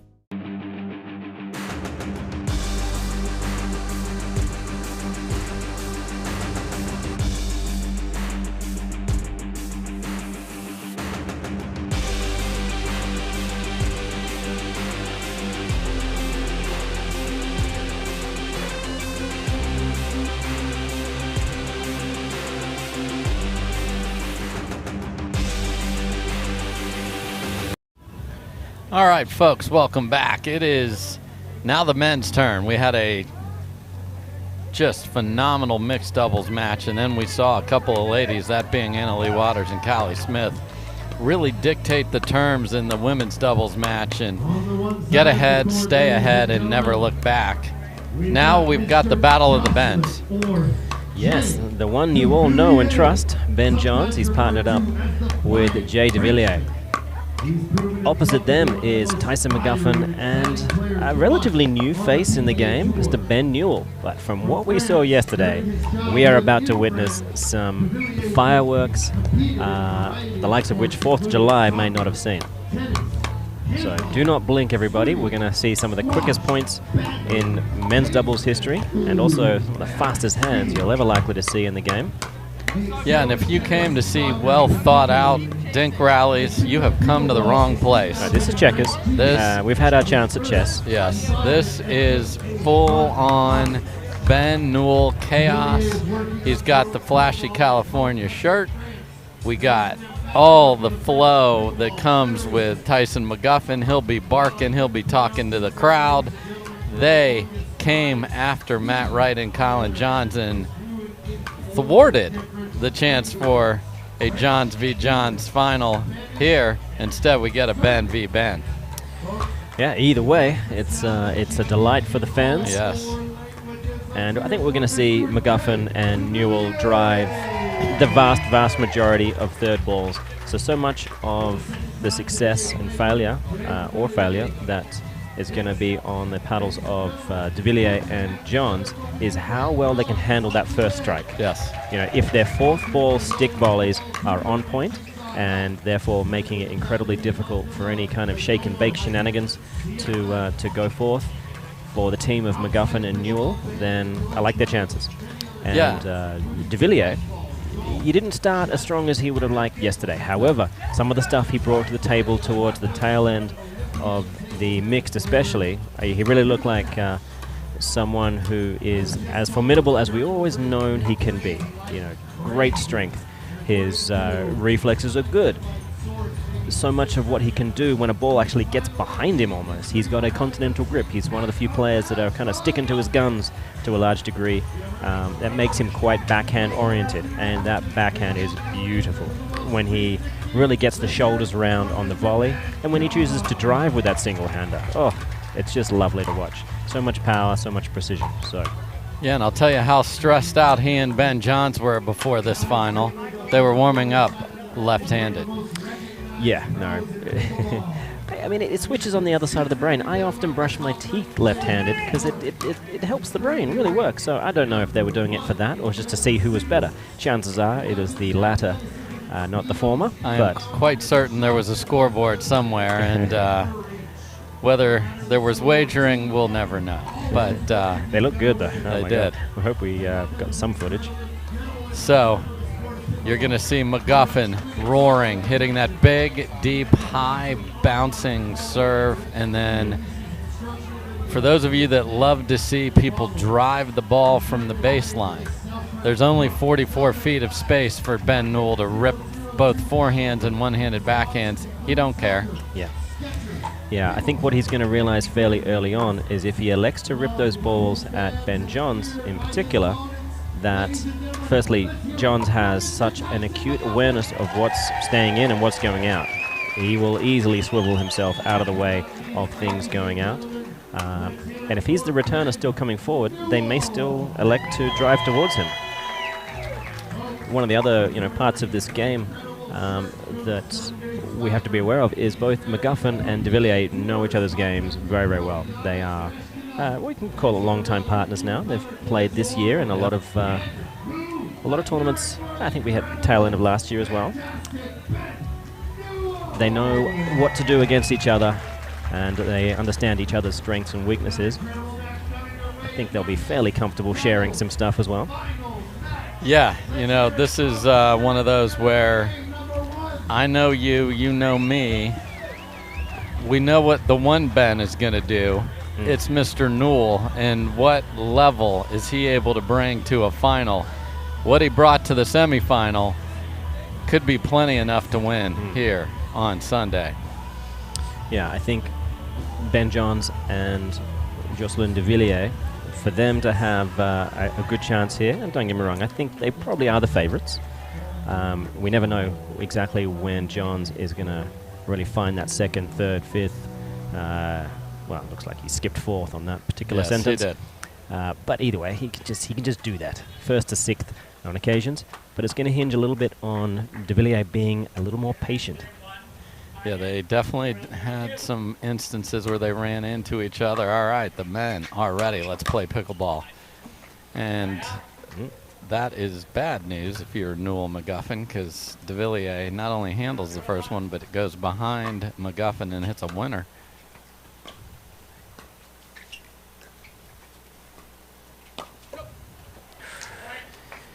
Yeah, I think that one probably was sailing. Yes, I think it was destined for our booth.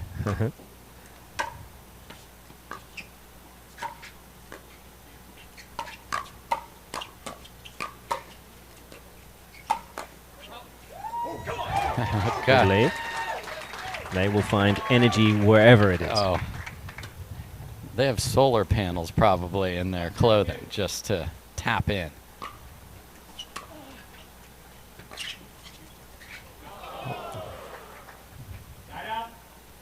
Yeah, both Colin Johns yesterday and Ben Johns today have gotten zero love from the net, in their opinion.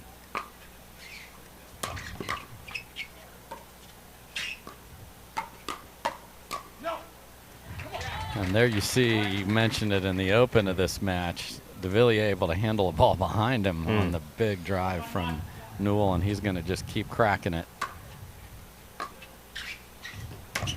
Oh. That's a pretty good lead, I think. Ben Johns with a good-natured out-call there as the Selkirk Labs banner was able to withstand it, I'm happy to report.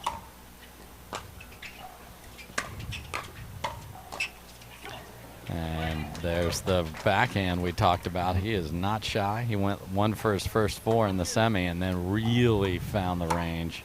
Yeah, no, he's all fire all the time. Okay. The sun getting involved. I noticed what Newell did there. He baited his opponents to return to him by standing 4 or 5 feet inside the baseline, really hoping that they would direct traffic towards him. That will, of course, allow McGuffin to disconnect.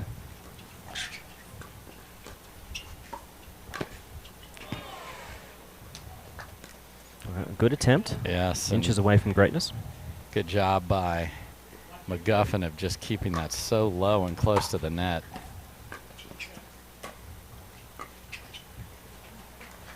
And a rare fifth shot error from Johns. Yeah, nice job by Newell putting that top spin on it. Just makes it a little harder to handle.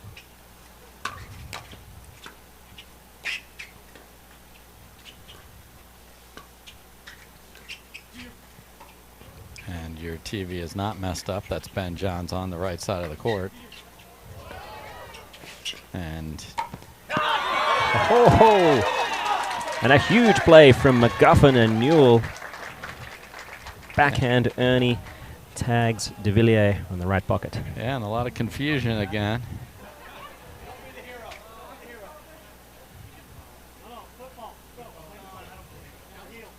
Oh, and oh, okay. So secondary ref here, Don Stanley, appears to have called a foot fault. So take that away. After all that fun, the heel lands.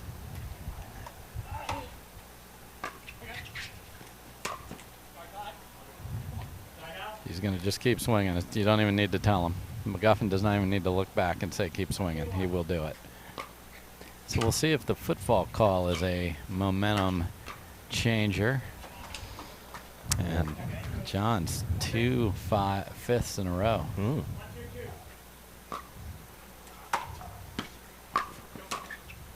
Oh my. Okay, the net disaster for the Johns family continues.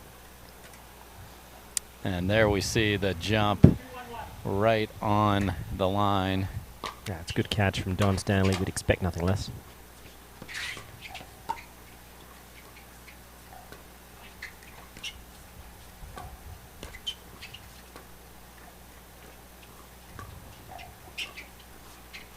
Ooh. Oh, the stomp fake is back in business, and then and Ben Newell wanted that for his highlight reel. McGuffin making fun of his partner. We were promised a carnival, and we are getting it. There was a head shake from Johns there. Not amused. Oh, and then the serve goes over the tilt-a-whirl, and so all is right in the world now, with Ben Johns back on the left-hand side. And just missed. Good duck there from McGuffin. Yep, Able to get the moulet out of the way as well. Yeah, get that flow out of there.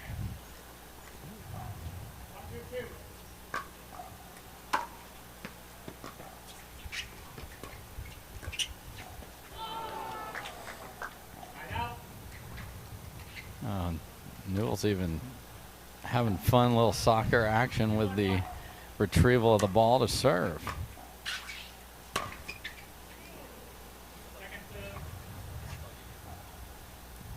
So we're pretty tight here at 2-1. Looks like a bit of a stalemate.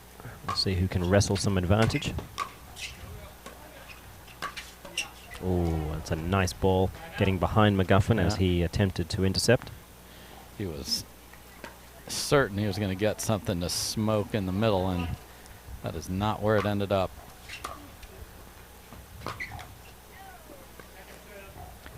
You know, and this sort of chaotic play just is exactly what McGuffin and Newell want. Let Ben start driving it.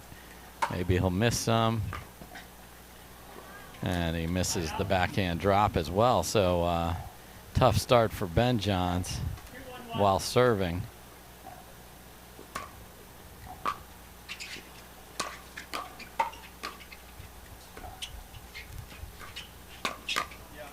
Oh. Newell came in with some serious steam. However, he directed that shot towards possibly the wrong player. Not possibly. Most definitely. Even though that player is on the right. Oh. And McGuffin says, I don't care who's on the left or the right. I'm going right between them on a ball that was low. Showtime.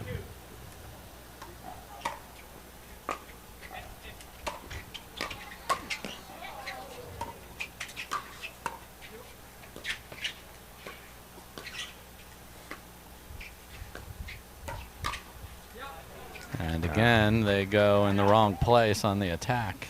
But boy, just the squeaking of the shoes on this side is great. You have two of the quickest players you could ever pair up with Newell and McGuffin. Yeah, and they will be switching sides, so let's see if they get caught. Nope.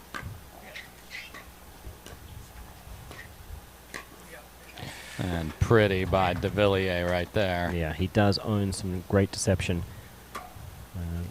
You would expect some flamboyance from a traditional Frenchman. And sometimes, you know, you hear body serve a lot in tennis, but it can work for pickleball too, to hit it right at your opponent and see if they get tired or lazy legs. Got one there.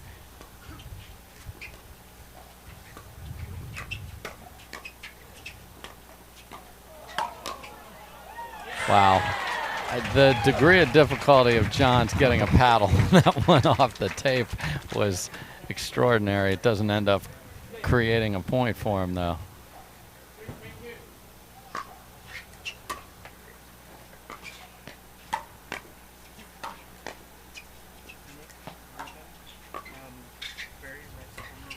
Nice. Beautiful. So Ben on Ben crime there, only it's Newell that gets on top.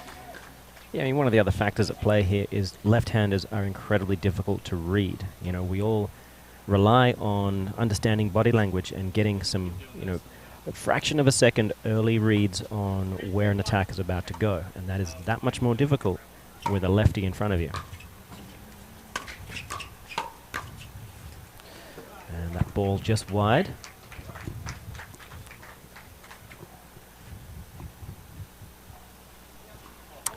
So, they're in the lead, 4-3-1.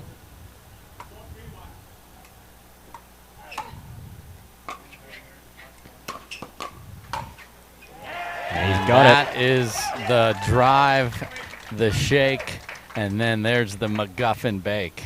Yeah, that is a clinic in terms of how you can play aggressively, coming off a fantastic serve.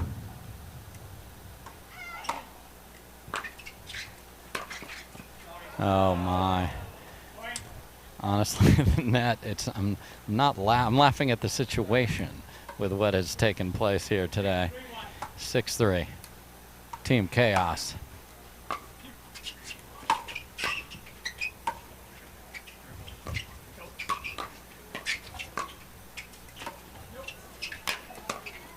No. Oh. If that goes in, this place is going to absolutely lose its mind. They still love it, of course, nonetheless. So they're in control, doubled up, and they've got preferred sides. That certainly helps.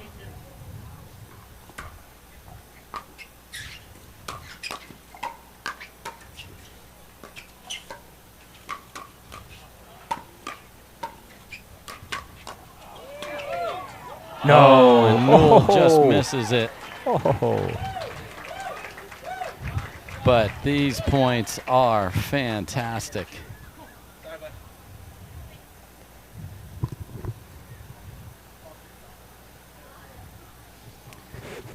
So Jones will get the ball back and be on his traditional left-hand side.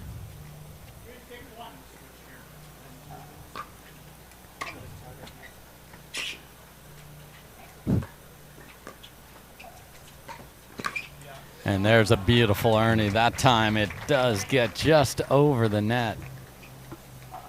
Yeah, Devilliers proving once again why he is so dangerous. It's not just the deception, but that length and athleticism.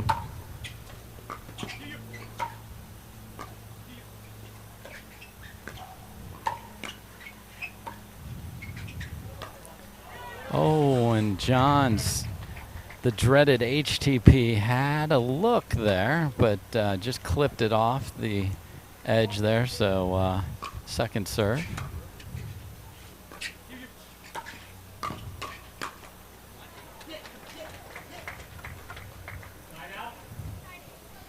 So 6-4. This game is, it's taken a little bit of time, isn't it? I know, because a couple of times people have struggled to win on their serve, and there's the, we don't need to tell you the formula. The formula is the violence. Oh. Whoa. And it was different. You rarely, I don't know if I've ever seen an ace on John's. Jamie Foxx looks on in approval. Yes.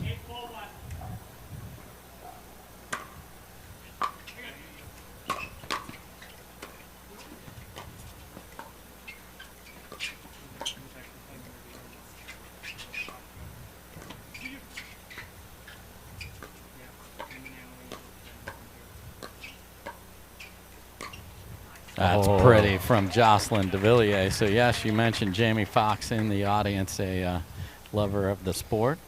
Yeah, he actually came out to the desert. We played about 12 games 2 or 3 months ago. He told us the most amazing story you'll ever hear. And folks, you're just going to have to live with the fact of that tease. Yeah, no, I can't say. Yeah. I certainly can't. But it was phenomenal. Really good hands. Could use a little work on the dinks, no doubt about it, but great hands. It's a pretty drop shot, so he's got the pace, but he's also got the touch, does Ben Newell.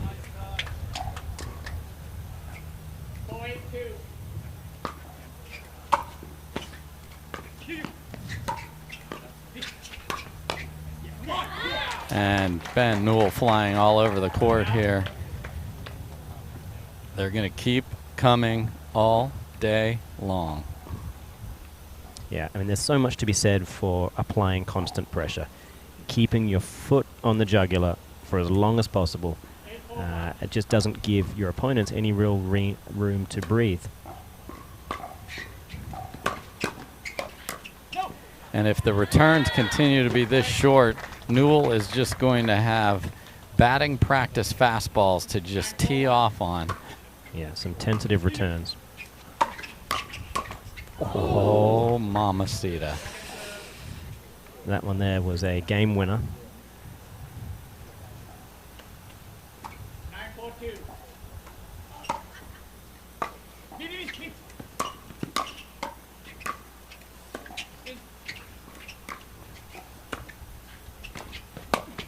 Okay. And he enjoyed it. Yeah, Newell's laughing at himself. I mean, that's why they're Team Chaos right there.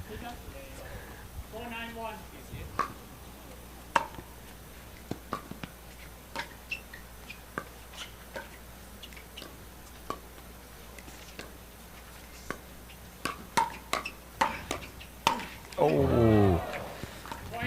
McGuffin got what he wanted, just unable to finish it. Devilliers attempted that nice slippery inside-out forehand, but McGuffin wise to it.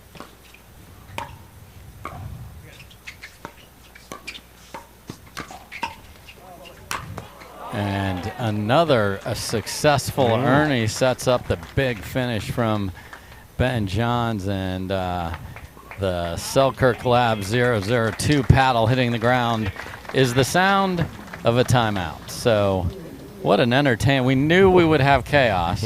We hoped we would have a lot of entertainment with it. We've had that, and we've had a very high-level pickleball to go with it. So it is the team of McGuffin and Ben Newell that are still in front. They get a smart timeout there, and this is a lot of fun. We'll be back with the conclusion of Game 1 right after this.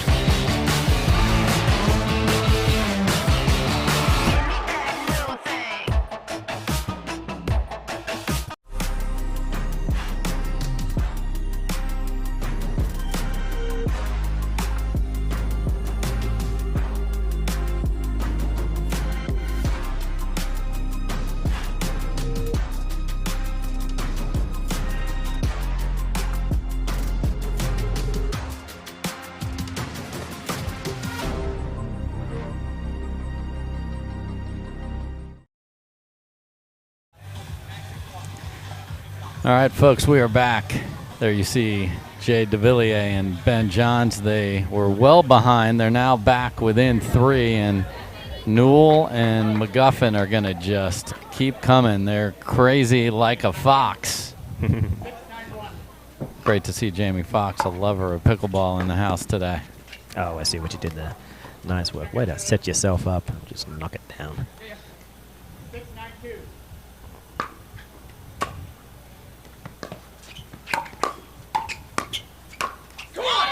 And the timeout comes at the perfect time.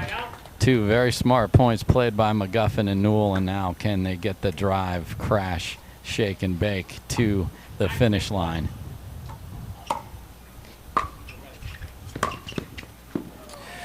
Yeah, that's what we talked about a little bit earlier.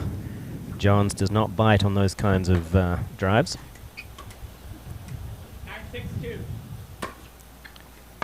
Just on the baseline with the serve.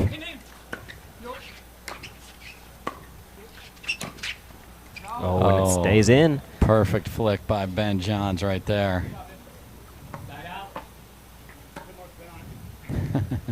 McGuffin says put more spin on it.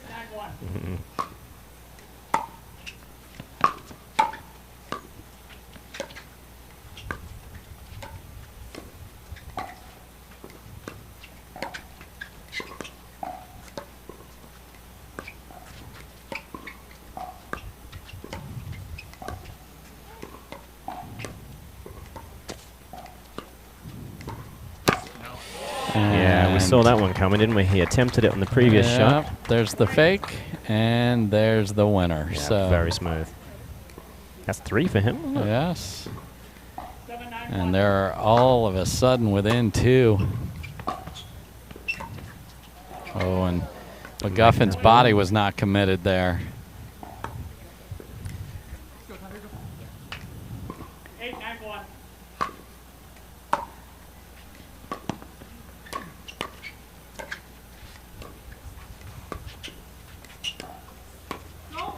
And a choice that I don't think's good, even if it's within the court, because Johns is right there, and as you said, he has probably as good an eye as anybody. So the humongous Team Chaos lead, the carnival was, kids were winning stuffed animals everywhere. It was beautiful. The crowd was loving it. Hey, guess what? It's 9-all now. Yeah, I mean, that is the risk you take when you're that aggressive. It's pretty tricky to turn it off when you're suddenly on the return of serve. You know, that kind of feeling that you've got dwelling inside you of it's time to go, it's time to go. Unfortunately, it has a place on serve, not so much on return. So, yeah, because you get to grab the ball, you get to go serve it. Like, this is my time, my court, and now you got to deal with the return. You got to get up to the kitchen. We should be ahead. So, 9-9. Devilliers' level is rising, and he's used that threat of the Ernie and then the actual execution of it very well. Yeah, it's one of the few benefits of being a player that is being picked on. You know, when you're alongside Ben Johns, you know you're going to see a lot of balls. And to negate that issue, just make yourself the most dangerous player on the court with an Ernie again and again.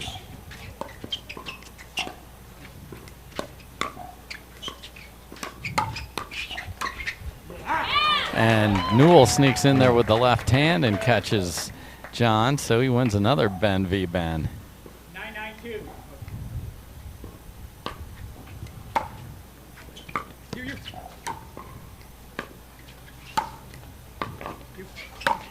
I got it.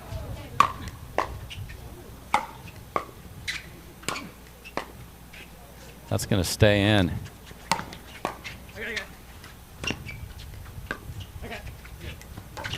Oh, no. And it's all that hard work. Well, all the hard work defending from Johns and Devilliers paid off beautifully. But a heartbreaking one. And here we go. Newell.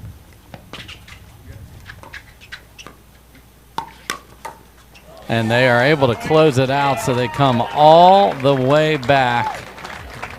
Down huge. Team Chaos unable to get that 10th point to really apply the pressure.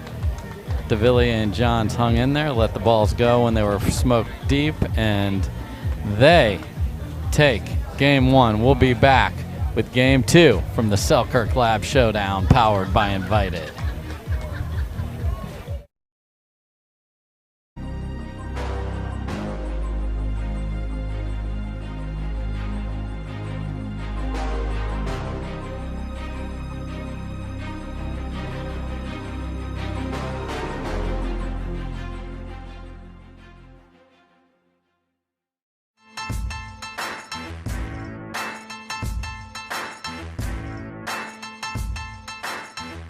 New People Pickleball.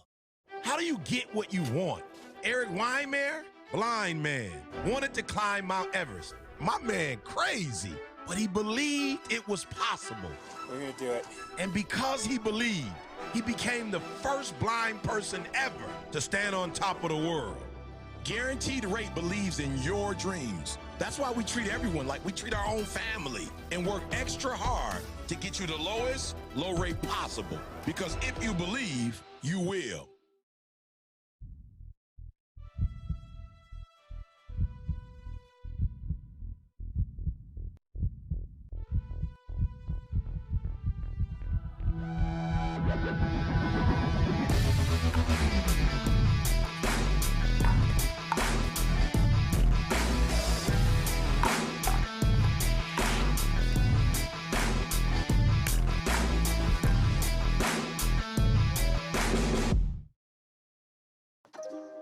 You don't get the moments everyone talks about without the moments no one sees.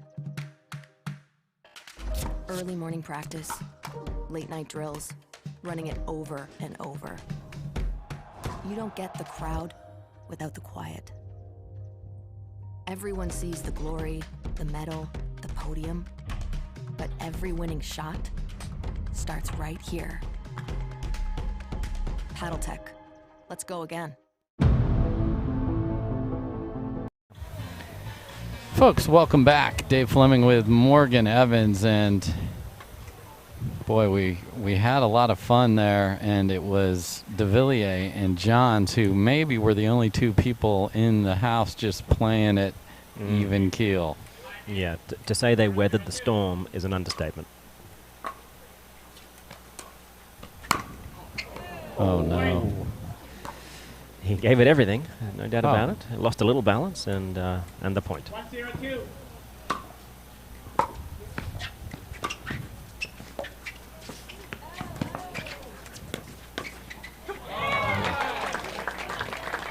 Smart shot by Newell there. Knew he had Johns in trouble. And they've got them on odd numbers right now. And they will be staying because they don't want to risk the drive catching them in transition. So this is a point that is crucial for McGuffin and Newell. This is when you can put 3 or 4 on the board if it's played well.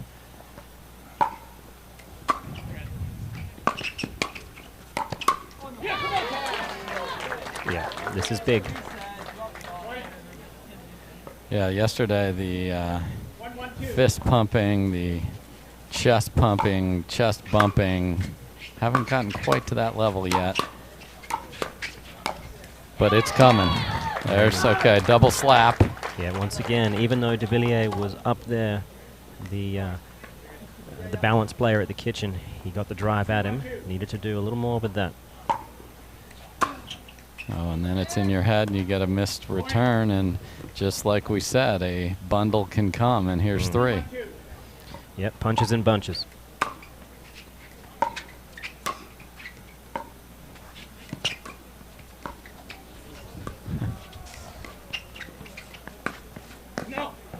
Oh, got it. The get. Oh, no, and then just forgot to put the car back in neutral there. Came flying up there. Yes, Newell strikes me as a man who's not going to spend too much time in the land of opportunity. No. He is going from baseline to kitchen in one foul swoop.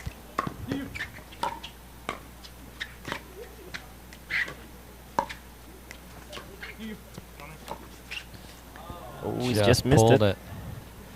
And you heard Ben Johns telling Devilliers it's coming. 2-3-1. Oh, what a return of serve. Just slice and dice full Ginsu. Knifed. 2-3-2.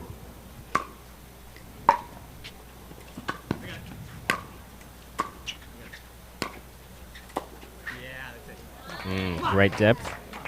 And in a position that wasn't going to allow Devilliers to really get his hands in there.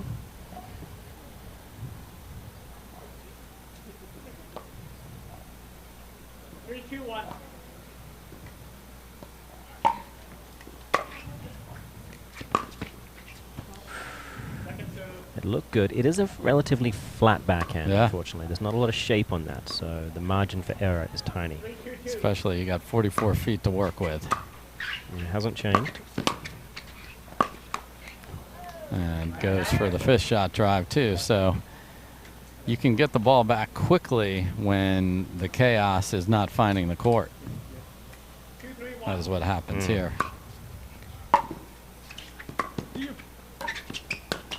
Oh.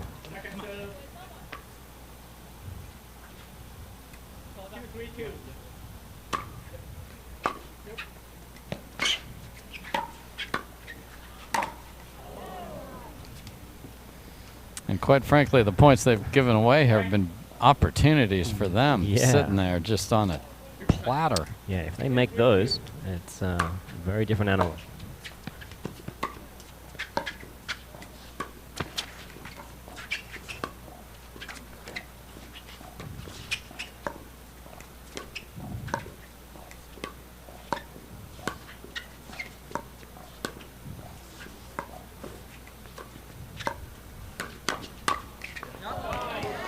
Beautiful hands, good initiating attack there from Johns into a tough location. Newell sort of jumping up into it and unable to keep it down. Johns, as you saw in the replay, beat Devilliers to the ball. He gets the credit for the winner. It's a nice flick there by McGuffin. And we've lost the ball, unfortunately, so we'll have to find a suitable replacement that suits the players. I think McGuffin and Newell would like a nice the fastest one you got. You got a new one over there, Sam Choi. Cold new.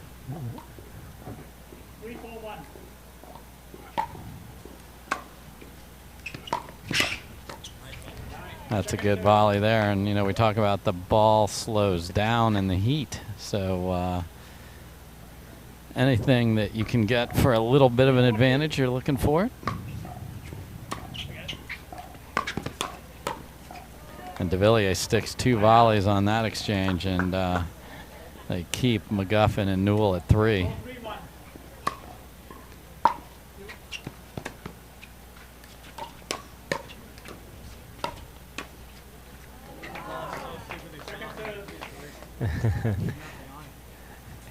McGuffin explaining that the ball seems very, very soft.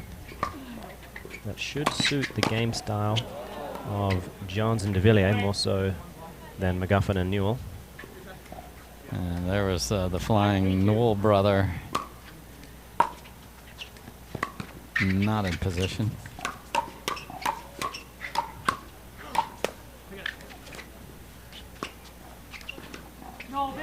Great job by Devilliers of defending a onslaught.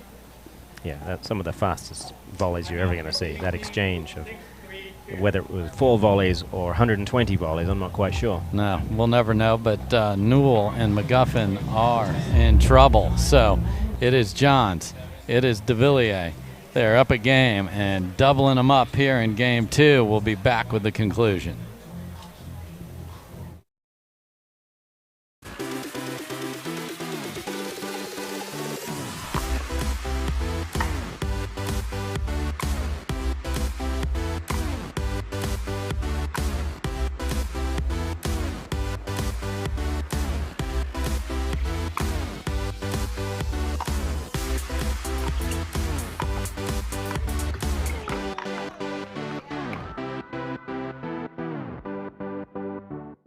I think it's 120 milligrams. Let me check on that really quick.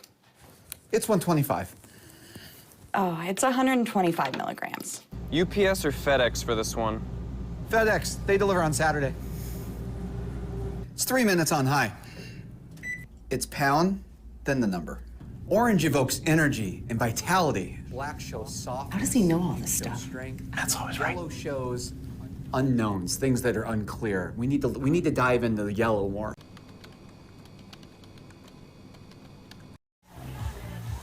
All right, welcome back, everybody. We are at the Selkirk Lab Showdown. Appreciate Selkirk's support of not just the game, but pushing the game forward with all their innovation. You see one of those paddles in the hand of Tyson McGuffin. And as McGuffin and Newell, who just called timeout, they're down 6-3. They've got to rally.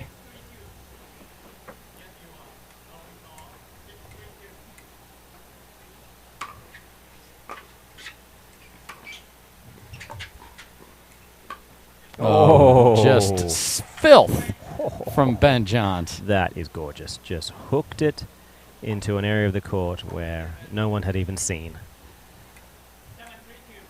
And go ahead and call your little timeout and try and stop our momentum. I got a little trick for you. And Devilliers up for the task, wants to hit the highlight reel himself. Yeah, that is a great time to have such a good reflex volley.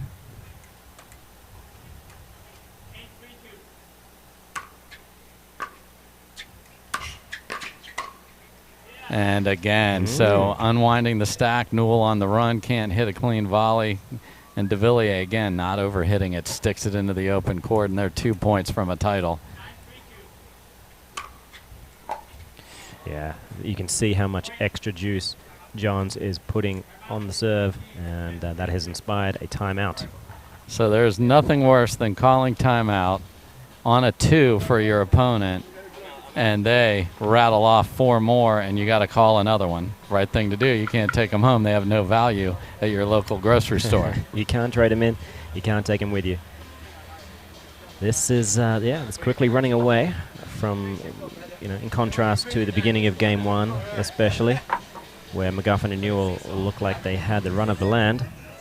Has been a real challenge. And what we see here is that yesterday we saw Wright and Johns, meaning Colin Johns, lose that first game and then just came roaring and took over the second game. We thought, that would continue. It didn't. Here, the pattern has continued once they overcame that onslaught. It's getting really late to make that happen. So here's a match point. Oh. Well, okay. He knows the risk of going for absolutely everything on the serve. And McGuffin smiling like a butcher's dog over there. Oh, beautiful rip. Yeah, off the back of a quality serve.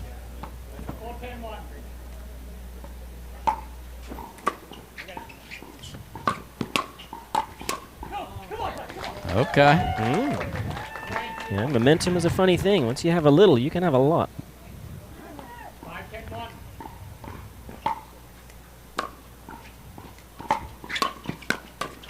Oh, my. Oh.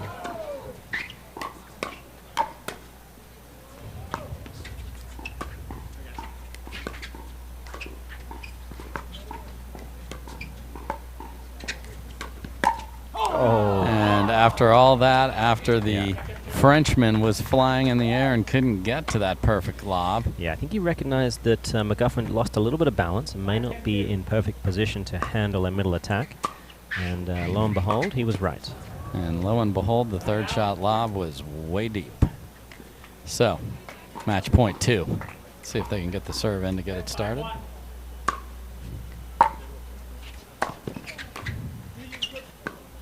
Oh, he tried the most difficult shot possible.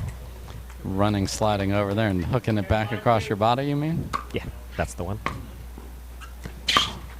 And just a bullet. Little Ben v. Ben crime on the drive, and it is Ben Johns does get the double crown here at the Selkirk Lab Showdown. He wins mixed with Jessie Irvine earlier today and Jay Devilliers as his partner. So, great run by Tyson McGuffin, and thanks to Ben Newell for playing at a great level today. We'll talk to the winners when we come back. No time to waste under the setting sun. Into our wildest dream. Follow me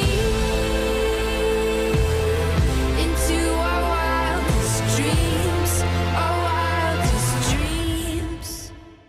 At Baird, we offer a different, more holistic approach to wealth management. With your career, family, friends, and community. Finding time for you and making sure your family's financial plans are on track can be a real challenge. At Baird, our financial advisors get it. We'll partner with you to create a unique financial plan and coordinate with your legal and tax advisors to bring it all together so you have more time for what matters most.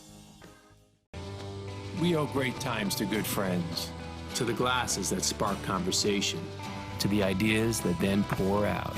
Ours came from a night like that, and somehow survived the morning after to make our own tequila. It wasn't meant to leave our house, but since we made this for friends, we thought it wouldn't hurt to make a few more. Grab a glass, amigo. Our tequila is your tequila. Our casa is your casa. Our new EV rental fleet is the absolute GOAT. Nice. Speaking of goats, is that Tom Brady? Made a few checks, but they all in the rest. Had a few friends, but they suck in the past. I don't even trip when I'm thinking about that. Hopped in the whip and we all in play. Shawty wanna ride till I hop in the bag. 0 to 100, seen a rap on the dash. They ain't catching up, dog, I'm moving too fast. I'm in the big leagues, told her don't miss me. Ballin' like Houston, ayy, feeling like Whitney. I need a bag, bruh, send it through quickly. Welcome back to Center Court. I'm here with our champions. Guys, you played as hot as the California sun out there. How happy are you to come away with this 1-2?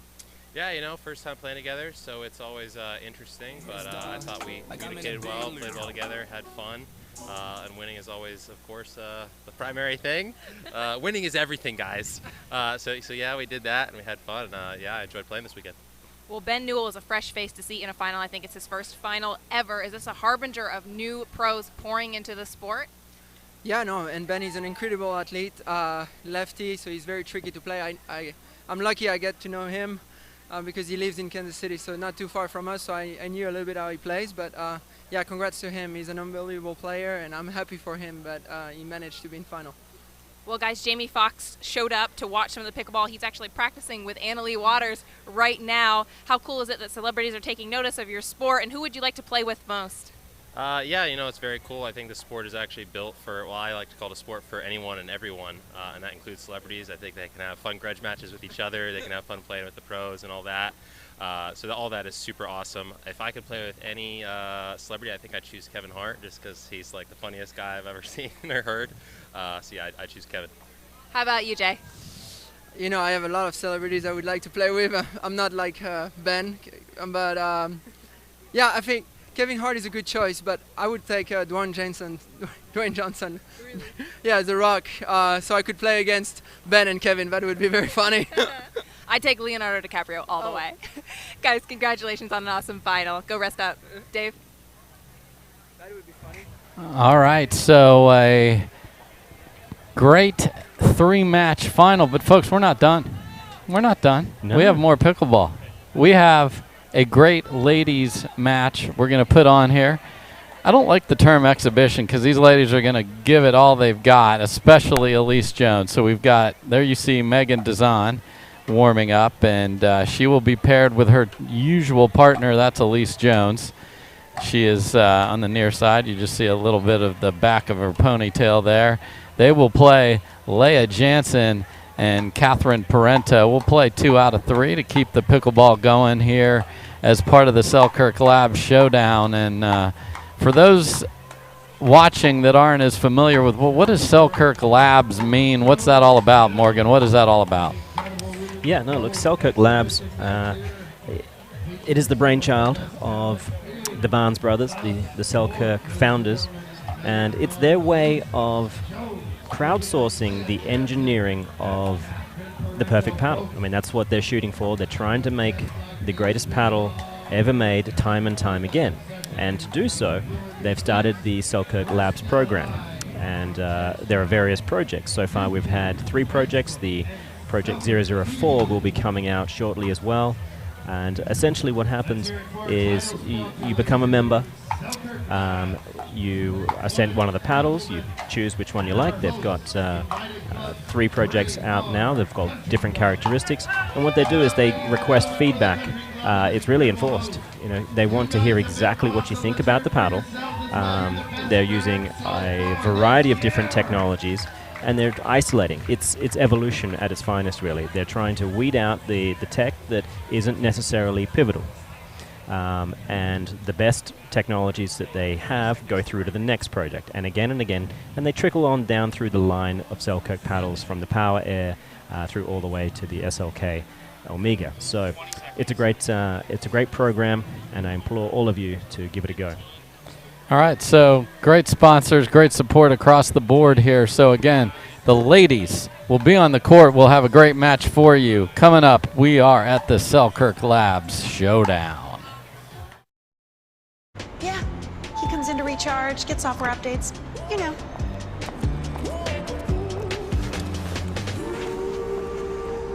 Same time next week? You got it. Cool. Let's go.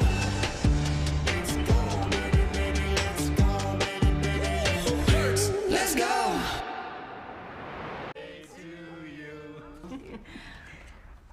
It's a gas card. You can always use gas. Always. Wait, but you have a... Mm-mm. Thank you. Hey, do we need gas? Nope. How about now? Still no. Hey, remember Daddy's birthday's tomorrow?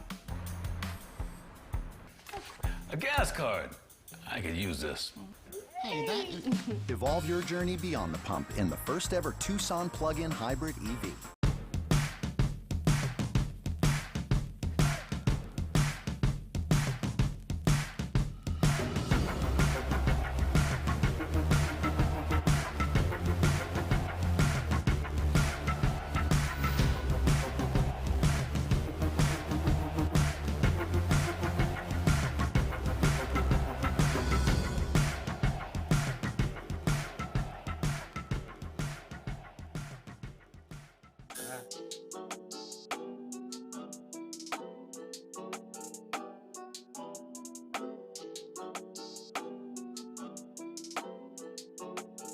I'm in the big leagues, told her don't miss me.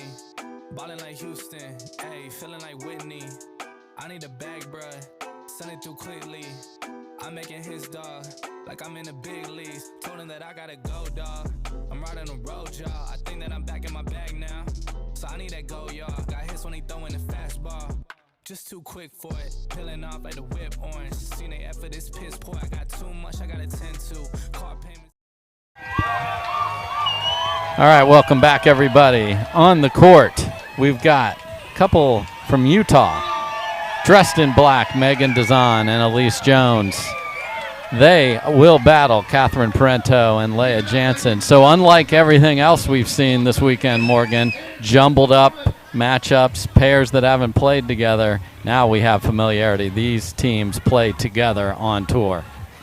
Yeah, no, exactly. And I think because of that, both teams are really going to have a better kind of cheat sheet on how to go about taking down their opponents.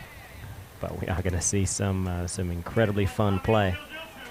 All right, let's play pickleball. 2 out of 3 to 11. Bragging rights are on the line. 1-0-2.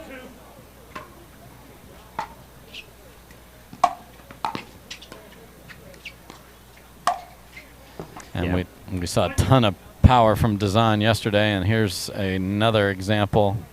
Yeah, noticeable increase in serving speed and third shot drive speed from her. Oh. And that catches. So a blazing start in the hot sun for the duo from Utah. 3-0-2.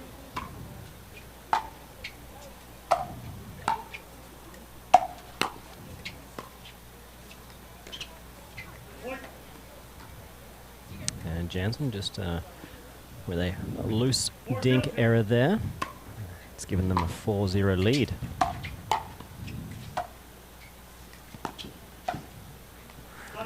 And there's the place to keep getting better for Dizon. Drill that third, drop the fifth, and be able to make the seventh in transition. Comes up short on that one.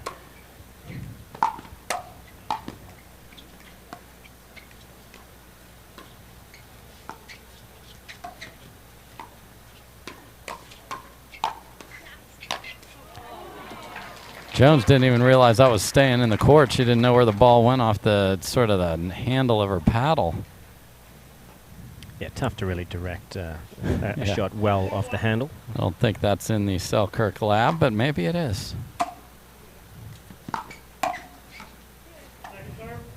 When I first started, I did experiment with playing a number of shots off the handle, or hold the paddle upside down, just to see what kind of spin you could get off it. It obviously did not prove fruitful at all. It was incredibly difficult.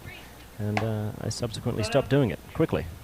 But We're glad, for those of you at home not sure which end of the paddle to pick up, that Morgan's already done that for you. So yeah, no, grab the handle. It's wildly better with the handle.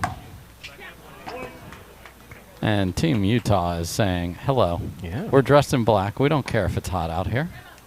We ain't impressed with your heat, California. We've got a heat of our own. So beautiful start from Dizon and Jones here. Oh, look, they are not hiding their strategy. They're going to serve big, drive thirds.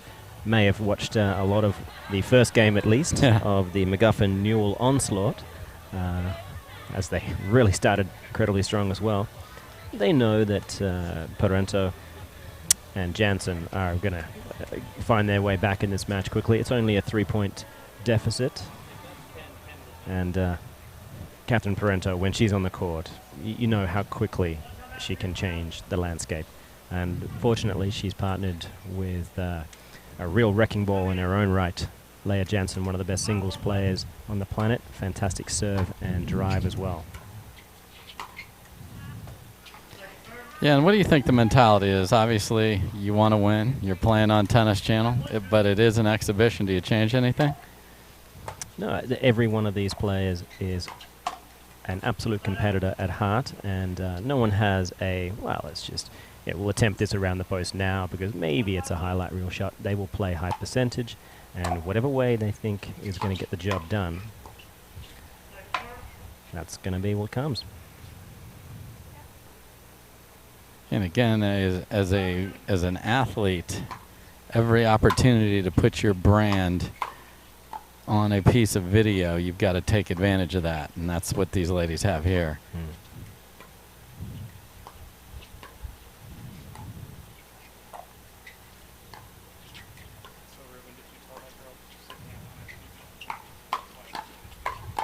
And Allyce Jones handles that up. You know, that's you jump in with the PPA Tour, and these are the things that are provided to, number one, raise the level. Number two, we had wild pairings today. That was a lot of fun to watch. And then you get to work on your game against the best players in the world on huge stages.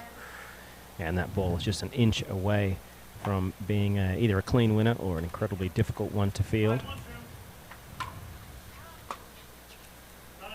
Oh, and that serve is long, so the ball will go back. And Jones is calling for the fake. And a little bit wide. And Dizon is not going anywhere herself. I want to see how well they actually initiate the fake. And there's not much there. Nope. Something to work on.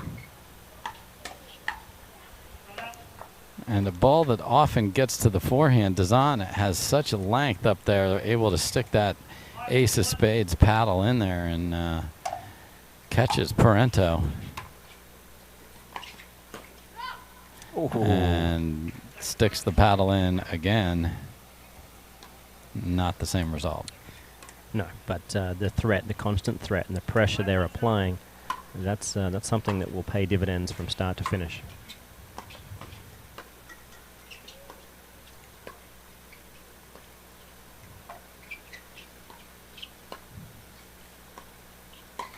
Oh my.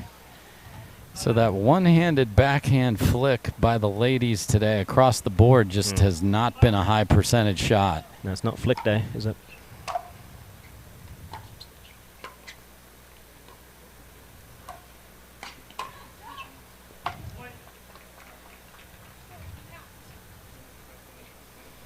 Just catching that one late, finding the Selkirk Labs banner back there. Ooh, big swing from Jansen. You know, the other thing that this format today, especially for these ladies, it affords you to play some new patterns, some new sides of the court, and see, you know, what can we take into the second half of the PPA season here. Yeah, they've had you know, some time off, 4 or 5 weeks or so, and that's been more than enough for some noticeable improvements. And these players do love some time to drill. Oh. Dizon was there. She kind of hesitated a little bit. Yeah, I think she saw just a bit of the edge of the Yola paddle from Allyce Jones there and pulled hers out when she needed to stay with it.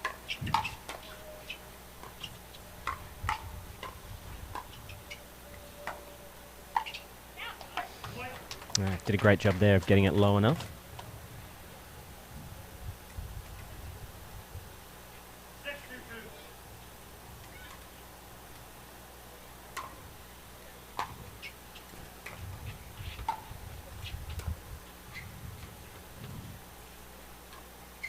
Beautiful lob by Jones. There's a good location. Just very nice. Perfect. Yeah, orchestrated play from the Utah ladies. Yeah, I hope Jones continues to keep that lob as a threat. Well, and the way she dinks the ball, the disguise will be there because she holds the paddle right there, and all you're doing is changing the angle of your wrist when she does it. So I agree with you. Love to see more of that from her. Love to see less of that, of course. Yes, a little less of that. Now she's got to be keeping that paddle just a little further out in front. You'll notice Dizon does have quite a deliberate, quite extended paddle position. Somewhat reminiscent of Callie Smith. Yes. Very similar. Another Utah player. Oh, Don Stanley. He's excited about that left foot. The Don Stanley alarm clock just went off there. Fortunately, we all survived. The crowd is like, okay. Clear. Very clear on the call. Very clear. He knows it. He knows it. I might actually switch my alarm sound to Don Stanley. No, stop sleeping. And, I mean, the crowd is reacting to the pop that Dizon is getting on those attacks. Yeah, it's like a small gunshot every time, isn't it?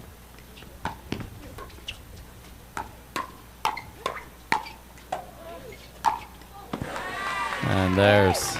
I think Parenteau is waking up pretty quickly now. Yeah, and she's looking for what can I do. She even saw her motion, that two-hander at the top of the screen there, like... I have so many little tricks. What can I do with this? Let's put a lot of those on tape right here. Oh, nice return fire. Yeah, we talked quite a lot about the added ball speed Dizon has put into her game, but I'm seeing the same thing from Jones as well, especially in the counter punches.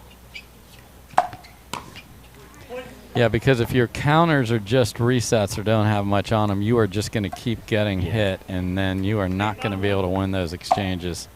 Yeah, if the average person can't tell if you were trying to counter or reset, there's an issue. Dizon down the line beautifully. We'll give it to you. We'll give it to you. Why not? It's an exhibition for us as well. So beautiful start here. Timeout called by Parenteau and Jansen. And, you know, Dizon and Jones came out here. Hey, this is Championship Sunday. I want to win on Championship Sunday, too. They look great. We'll be right back.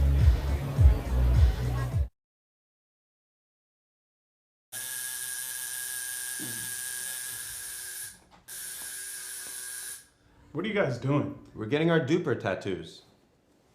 You know it changes every match, right? Oh, Duper, keeping tattoo removers in business by updating after every match. Download the app and claim your free profile today. Can you change that 6 to an 8? I sure can try. Told y'all that I'm 6 foot, but with the money stabbing, I'm 10 too.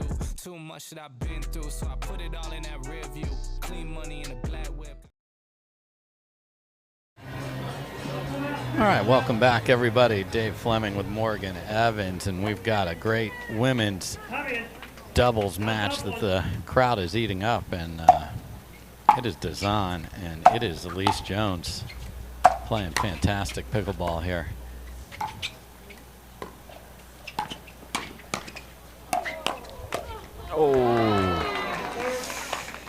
Yeah, when Jansen gets enough heat on one of those exchanges, it's very difficult for anyone to really stay in control of a hand-speed exchange. Oh. Amazing work from Jones. Gets so low.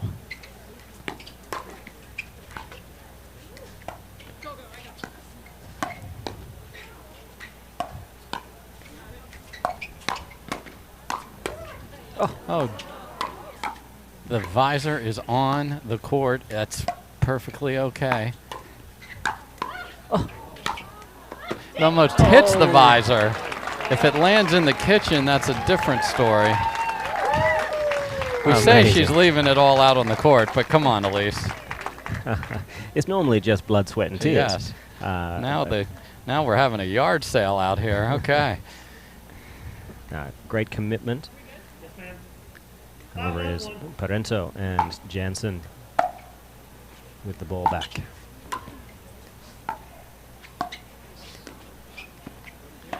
And that's a nice reach angle by Dizon there.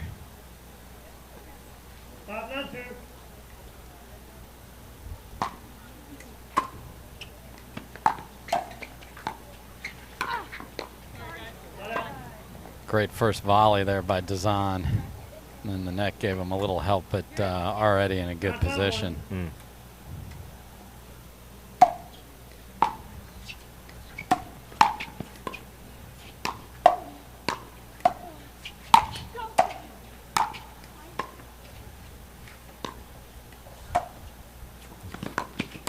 Oh, they transitioned so well.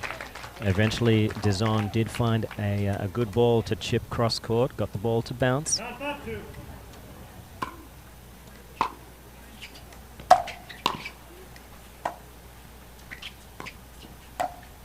Oh, and just perfect pace. Stepping in does Meghan Dizon, and they've got a game point here. 10-5-2.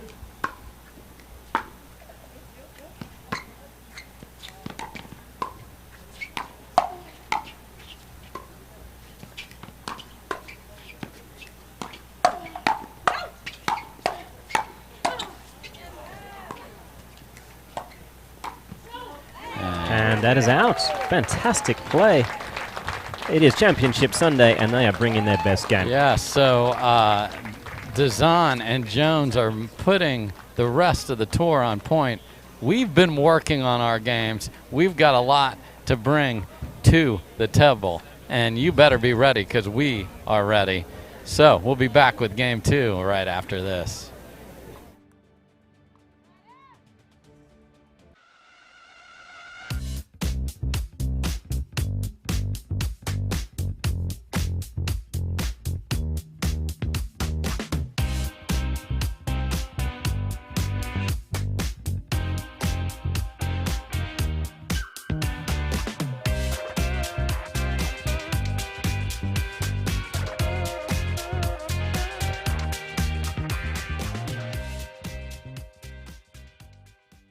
What if you could have shades like these for a fraction of big brand prices? With Shady Rays, you can. We're an independent company, so we do things differently. We offer high-quality polarized shades for a reasonable price. And we personally replace any pair that gets lost or broken. And so far, we've racked up over 100,000 5-star reviews. I founded Shady Rays so that we could have sunglasses that stand up to whatever life throws at us. Order now and get 50% off 2 pairs at shadyrays.com. Problems with the friends knew, yeah, I'm in the big leagues. Told her don't miss me. Ballin' like Houston, ayy, feeling like Whitney. Yeah, I need a bag, bruh. Send it through quickly. I'm making his dog, like I'm in the big leagues. Yeah, told him I'ma hit it out of stands. I deserve another 100 bands. I deserve another 100 fans. Told them this was always in the plans. I just did it cause they said I can. Blowing euros when I'm down in France. Labels asking how I build a brand. Told them put a check up in my hands. Boy got time, no cap. Made a few checks, but they all in the raps. Had a few friends, but they suck in the past. I don't even trip when I'm thinking about that. Hopped in the whip and we all in play. Shawty wanna ride till I hop in the back. 0 to 100, seen a rev on the dash. They ain't catching up, dog, I'm moving too fast. I'm in the big leagues. Told them don't miss me. Ballin' like Houston, ayy, feeling like Whitney. I need a bag, bruh, send it through quickly. I'm making his dog, like I'm in a big league.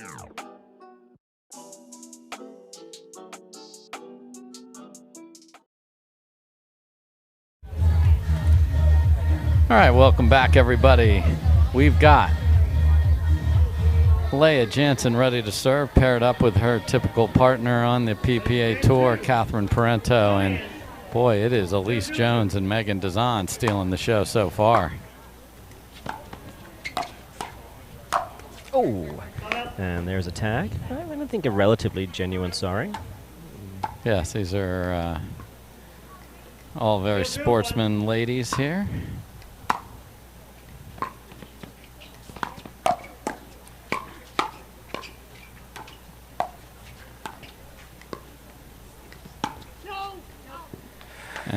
And what's going to make this team dangerous, if Dizon can continue to develop the mid-court game, is then you're going to have to pick your poison, and that is not going to be fun because Jones is going to keep getting everything back in play.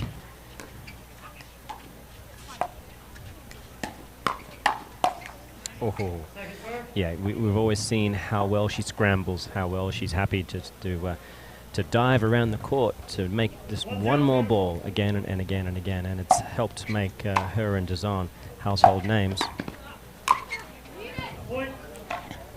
They're struggling with the pace right now. Yeah, you heard Jansen scream, "Leave it!" That, you know, sometimes you get caught up. 2-0-2.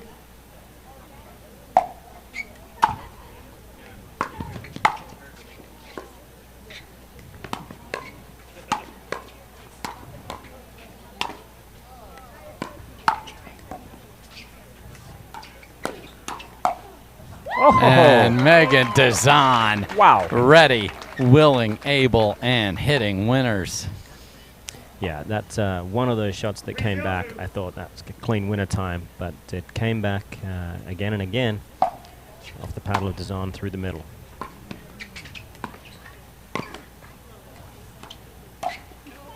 And that stays. Well, it wasn't long.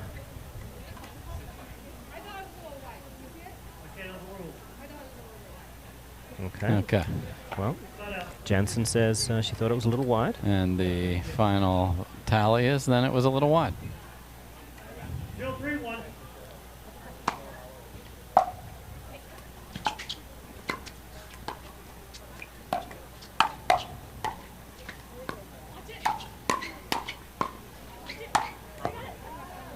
Yeah, that's where, again, we talk about this a lot. The right side player when the ball is being attacked through, you let it go. Your partner is likely there with a forehand. 1-3-1.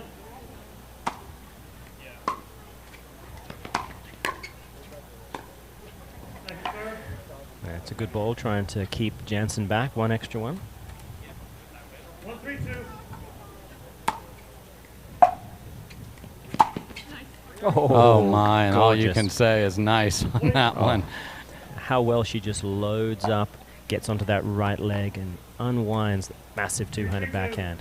So that shot has won a lot of singles matches right there. It's both beauty and beast. Oh, just clipped her. Oh, sorry, it's not out. So they're still ahead by the slimmest of margins, 3-2. Dizon serving to Jansen.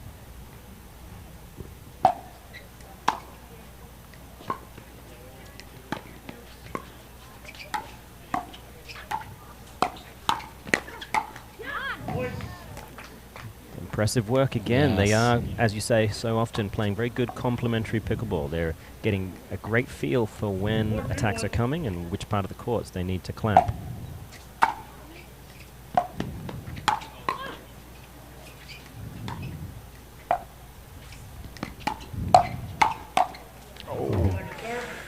She had it. I like it, actually.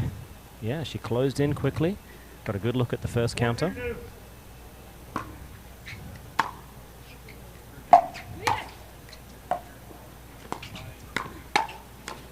Oh. Interesting. Just couldn't get the paddle back in where she wanted and then sort of kind of flopped at it. Yeah, it's one of the only downsides to playing that kind of slippery inside-out slice attack is it brings the paddle into a very different location. And that can often make it very difficult to get it back. It comes across your body at such a speed often that bringing it back up again is tricky. So you've always got to be thinking about how your initial attack is going to alter your body position.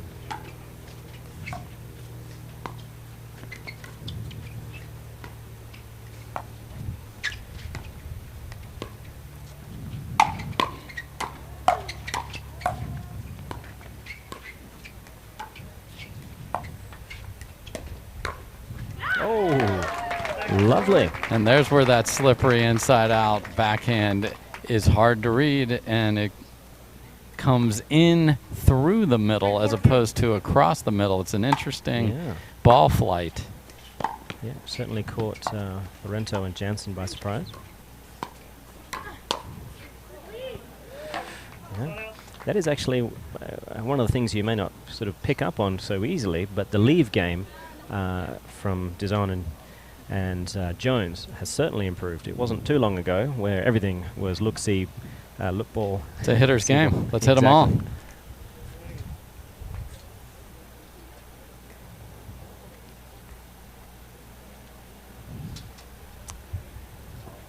Referee Don Stanley just checking his texts. He's not doing that, but it sure looks like it. Yeah, just adjusting the battery pack for his mic.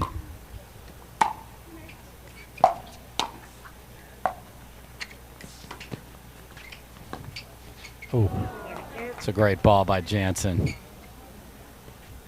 Because Dizon has found sort of a pattern on a third and a fifth. Drive the third and then cut that fifth with the backhand across court.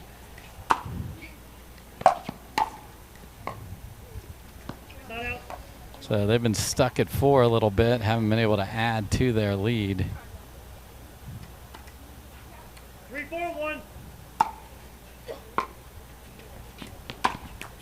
And a big drive finds the net off the back foot.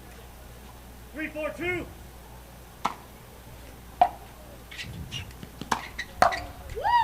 And a woo comes from Allyce Jones after her partner just destroys that ball.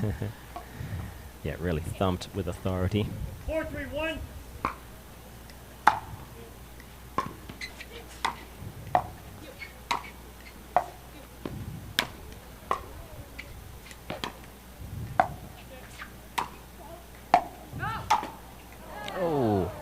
And not much is going their way at the moment. Yeah, stunning choice to hit that one from Parenteau, who had to know that one. Just couldn't pull the paddle back. And another woo from Allyce Jones for Dizon. There's no doubt about it. It is woo-worthy. It was definitely double woo-worthy indeed. And Dizon, again, putting on a clinic with that forehand drive. So Jansen doesn't even consult Parenteau, just walks over to the timeout. And they're going to sit in the shade and try and figure out what is this Utah onslaught and how do we stop it. We'll see if they can after this.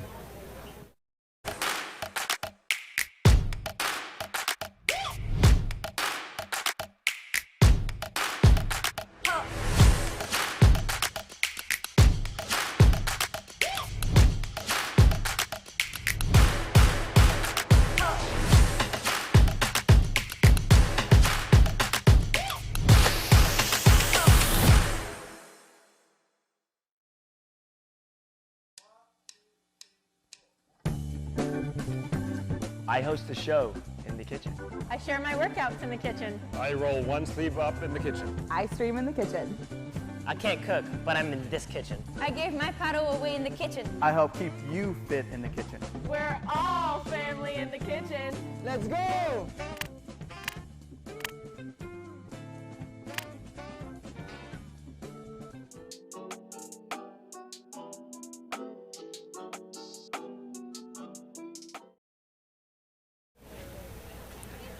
Okay, welcome back. Sheehan-Dizon, Allyce Jones, playing fantastic here, Morgan. Yeah, it's the best I've seen from them.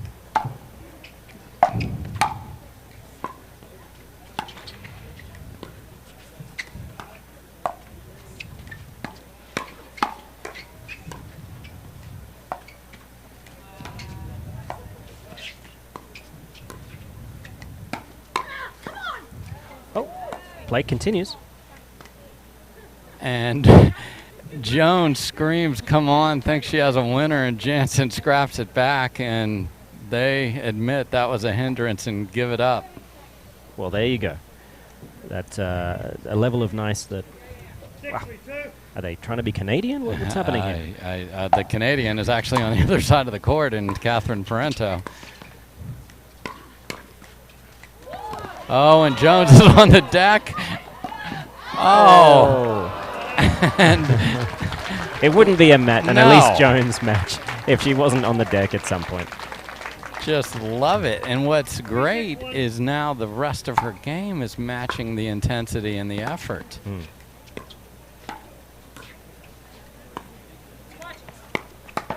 Great ATP. Yeah. Beautiful work tracking that. Plenty of patience. And Parenteau got low, but it was just so well hit by Jones.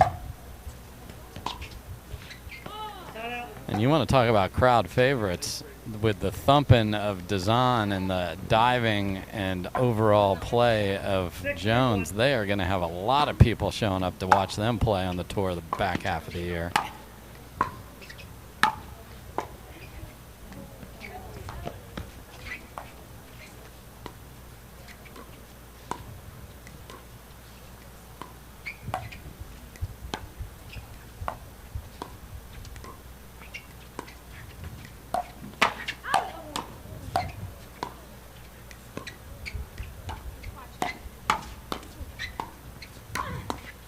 And just relentless. Yeah, it is exactly that. It's not like they're not playing resets at the appropriate time, but they are playing very aggressive pickleball, and it is paying off.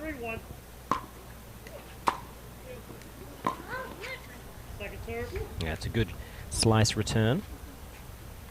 Very nice by Jansen. So I think Parenteau and Jansen, they're going to have to lift the energy levels. Yes.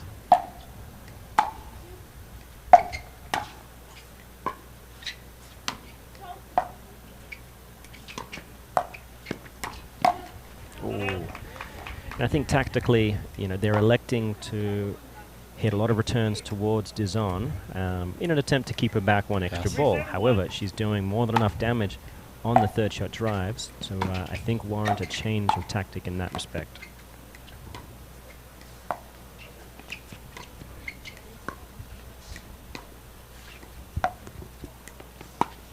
Oh, that's definitely going deep, but Jones chooses to play it. Oh, and Jones is there. Yeah, Dizon possibly wanted to have a crack at epic levels of defense. And after all that charging around and quite frankly diving around the court, they've said, okay, let's cool this off for a second. So we'll take a quick break as well. It is Team Utah in the lead.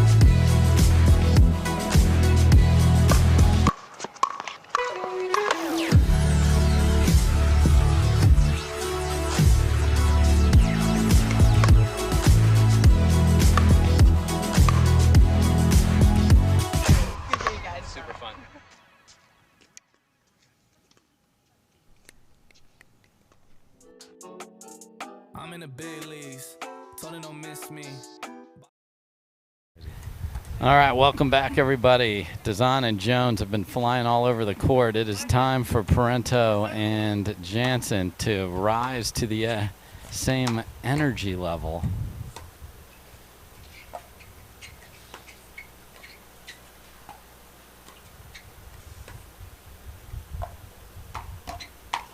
That's nice by Leigh, Jansen right there. Yeah, if you're going to be on the left side, you've got some certain responsibilities, and she did it beautifully there. Yeah, and especially with Dizon, you want to force her to make consistent, high-quality dinks.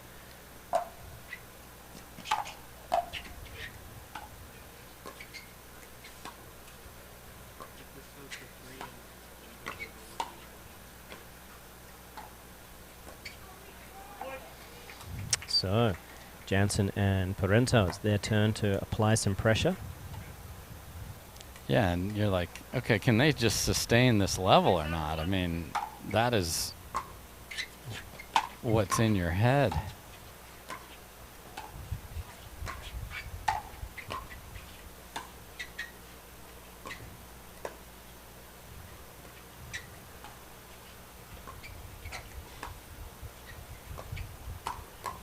Ooh. Nice shot by Jansen. We saw her use that very effectively yesterday, the cross-court attack, and they have come all the way back.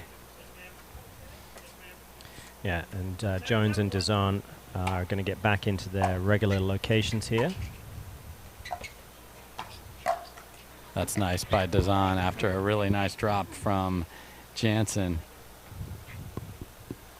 Yeah, Jansen really does have, well, I'd say the two players here, Jansen and Parenteau, have just the most effective topspin rolling drops in the game.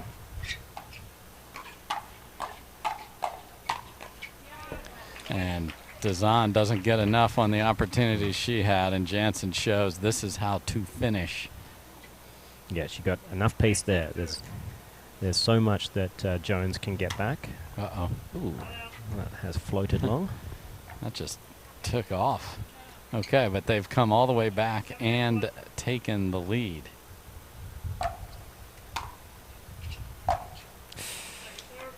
And the precision just a little off right now. And these are the margins it takes to beat a team of this quality in Jansen and Parenteau.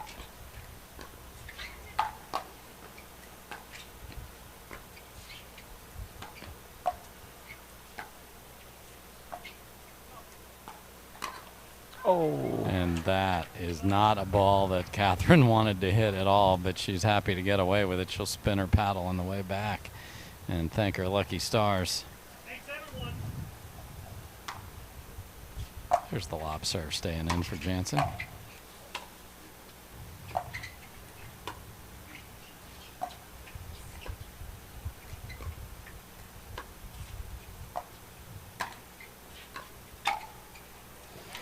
Yep. And that's one of those where Jones has to be able to put more on that and finish because she got a good opportunity and she tried to place it and guide it, and these two ladies are too tough on the counter.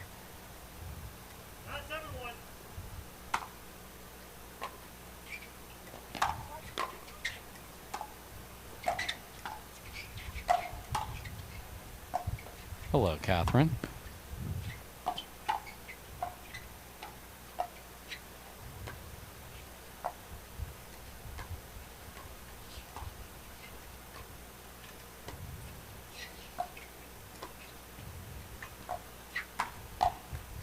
Yeah, and the indecision in the middle and giving ground. So just the comfort level at the kitchen is the next step here.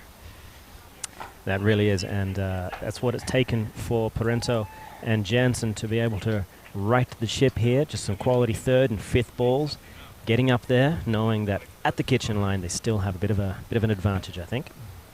Yeah, they definitely do. They got to hit good thirds, and then just ease their way up there, and then they are in control from there. So a big lead has been erased, and a three-point lead is theirs of their own. And I think, again, breaking through into the upper tier of the pro game. We've seen, you've done work, there's no doubt, oh, yeah. Dizon and Jones. can you sustain it for 3 games against this level? Yeah. Can you counter what they change? Exactly. The moves and counter moves. You know, there's a bit of time off during this mid-season, and they've used it wisely. They've clearly been drilling well. They're well versed. However, it's not tournament practice, and under pressure, even though this you know, on paper is an exhibition, they want this badly. Badly.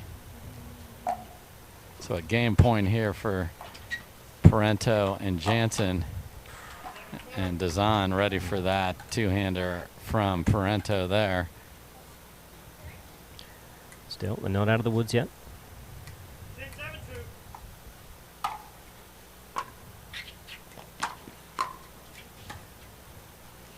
Another ball that Dizon has to come get.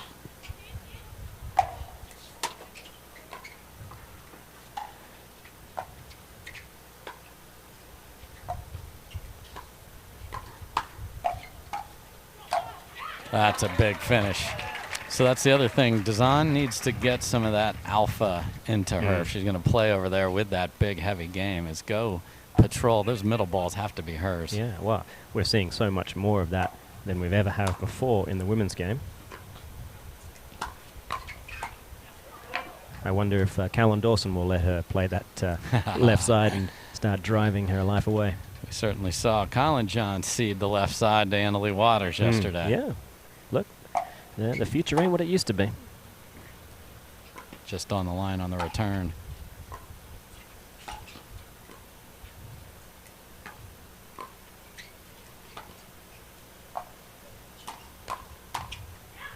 Okay. So they're going to make it interesting here. So they brought it back within 1. And on a 1, so saved 1 game point.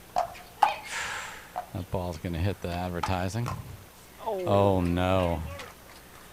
And that's the thing that the drives do, though. It makes it difficult for you. You got to let them go. You talked about how Ben Johns and Jessie Irvine did a great job of that throughout the day.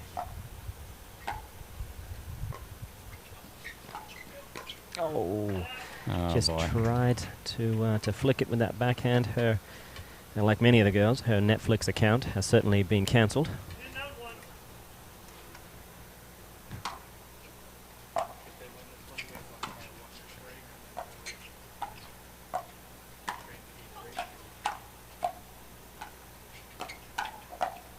Oh, Parenteau was on it, but could not finish. So third try to take game 2.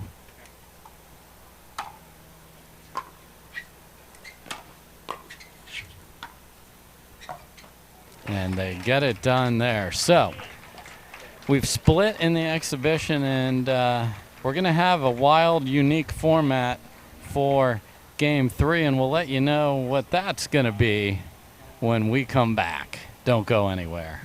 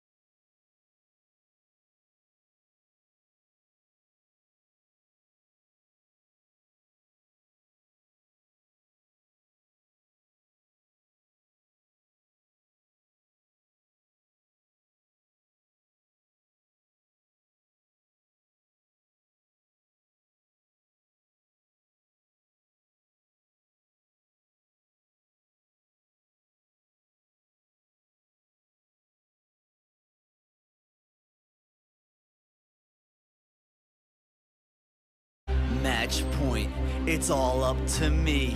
Nothing can get in my way. And when they ask, what are you gonna do next? I'll say, I'm going.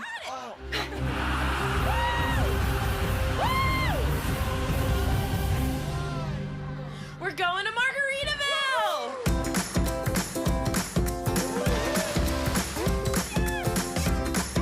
Houston, hey, feeling like Whitney. I need a bag, bruh. Send it through quickly. I'm making his dog like I'm in the big leagues. told him that I gotta go, dawg. I'm riding a road, y'all. I think that I'm back in my bag now. So I need that go, y'all. Got hits when they throwing the fastball. Just too quick for it. Peeling off like the whip orange. Seen the effort, this piss poor. I got too much, I gotta tend to. Car payments and the rent due. Told y'all that I'm 6 foot, but with the money stabbing, I'm 10. All right, welcome back, everybody. As all Selkirk Lab Showdown exhibition matches are, Game 3 is 1st to 5, win by 1.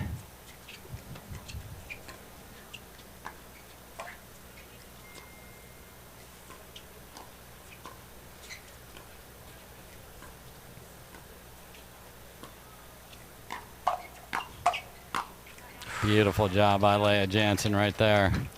Yeah, she dealt with some good counter punches, stayed in control of the rally, and when the space opened up, had the sense to be able to find that opening. That is a tricky proposition.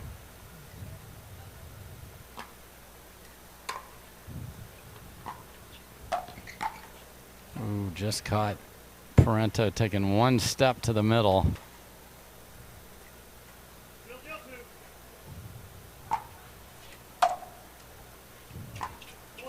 That's a tough miss on a game to 5 right there. 20% of the required points. 1-0-2.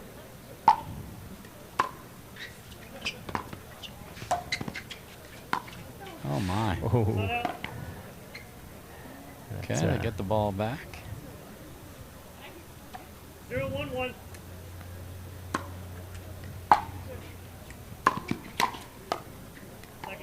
Good first volley. If that drive is high, you can really get on top of it. Yeah, Parenteau and Jansen did a good job of getting the return away from that lethal forehand. And not on that occasion.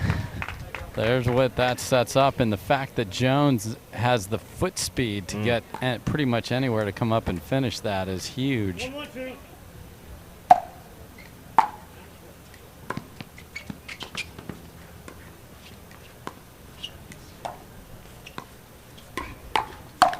Oh my. It was available. Yeah, and I think I'd have to see it again. She might have been just off the line and just a little bit closer, and that's over, but have to review the tape on that.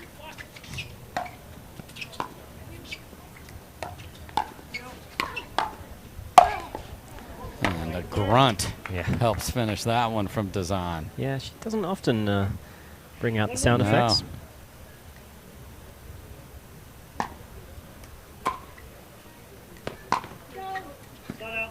Good leave. I noticed Dizon really just stayed in the middle of the court there. Okay, so, oh no, and we have a water bottle, and we are playing for 4 more minutes. So whoever's got it there, you may not get to 5.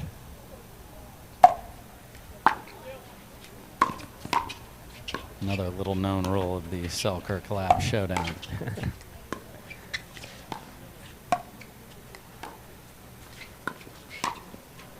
Yeah, that ball has to, it's a difficult ball, but you got to put that in safety, either cross court, down the line. That's hard to leave it.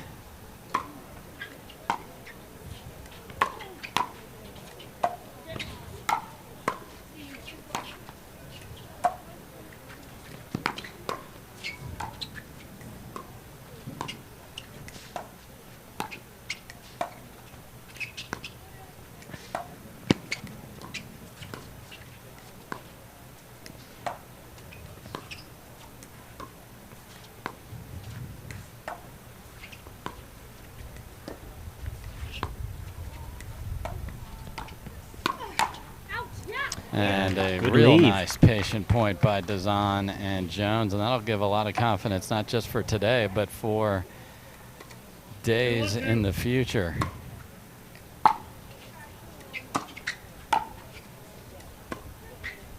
This might end up being first 1 to 2, and they're already there.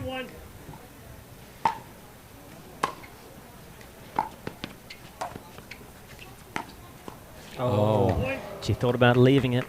Wanted to leave it, didn't get the paddle out of there, and we're tied at 2.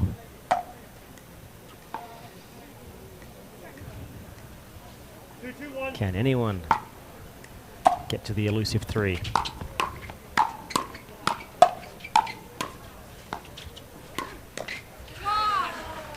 Parenteau unable to finish. So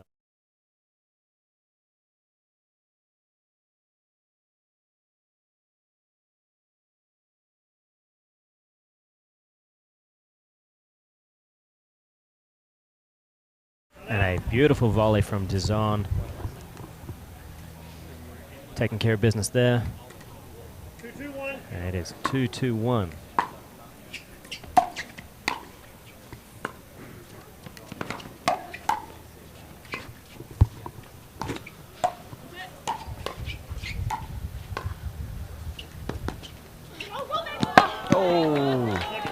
If ever there was a time for Dizon to dive, then perhaps.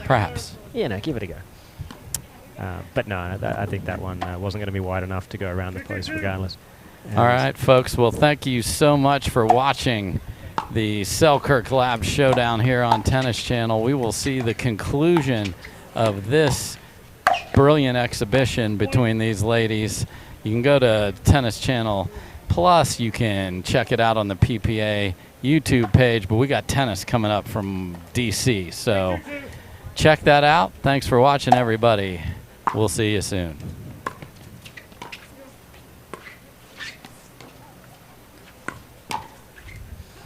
And Parenteau clamping middle nicely.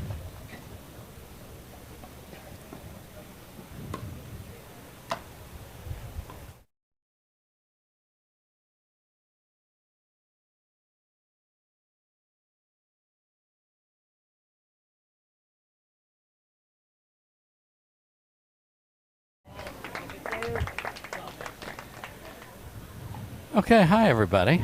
2-3-2. Hi Dave. We're going to go ahead and finish this to 5. And what a point to jump into here. And Allyce Jones finishes it. So again, we will play to 5, win by 1, as is dictated by the Selkirk Lab Showdown rulebook for all exhibitions. 3-2-1. And it is the Utah duo in control, not by much.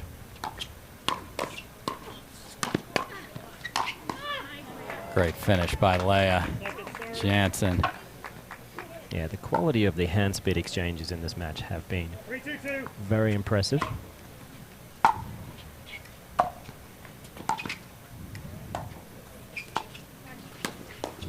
There's a nice finish by Dizon, and we are at match point. Yes, ma'am. 4-2-2.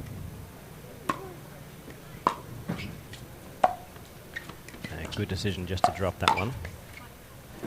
And that ball stays in. Okay, so a match point is saved.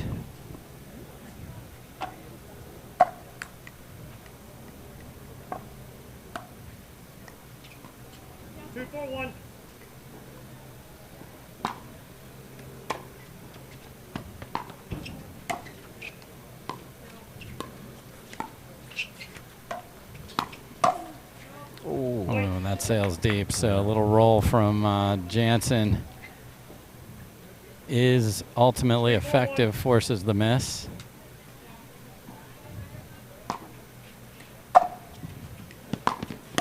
That ball's going out, but okay, now it is Jansen and Parenteau with a match point.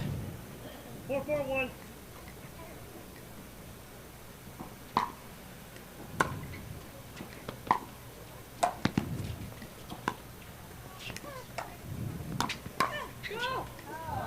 And that stays in. So a couple of winners have been hit on match point. 4-4. First to 5, win by 1.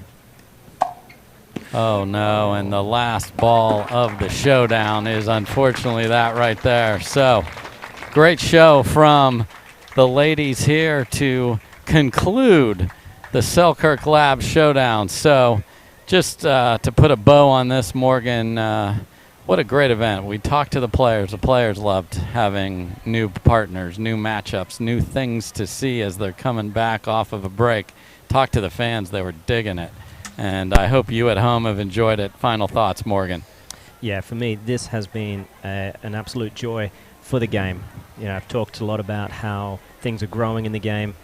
This was another prime example of how we continue to grow the sport. You know, the essentially experiment that we had here, where we're mixing up a lot of partnerships, seeing who gels well with who, it gave us a great chance for the best of the best to showcase their incredibly well-rounded skills. And this exhibition to finish was another beautiful match. Fantastic showing from the Utah ladies. In the end, Leigh Jansen and Parenteau take it out. Yeah, so let's see what they have to say as the exhibition winners by the narrowest of margins and saved a match point there, down 4-2 in that unique sprint to 5.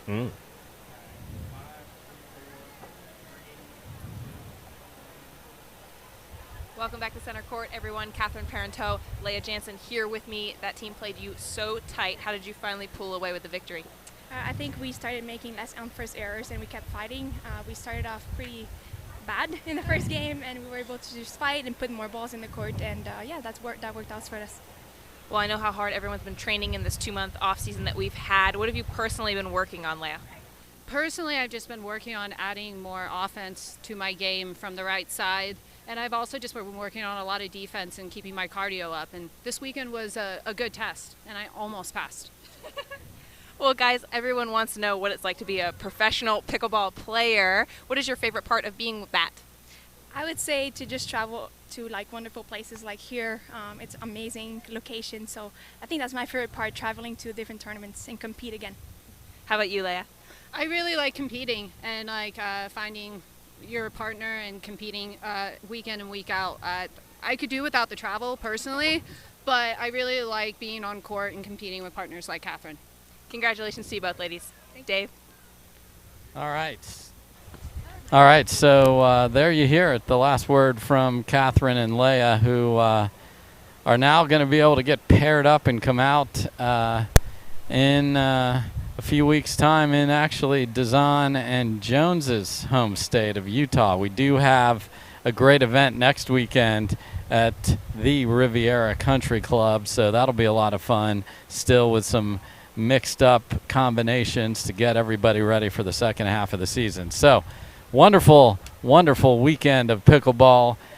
I think we're going to see some more invitationals like this because everybody loved what it looked like, and the level of play was fantastic. So thank you to all the referees, the volunteers, the PPA staff that makes this possible, all the guys in the truck who bring you those beautiful pictures all weekend long here in the beautiful Braemar Country Club. For Hannah Johns and Morgan Evans, I'm Dave Fleming. Thanks so much for watching. We'll see you next weekend. Goodbye.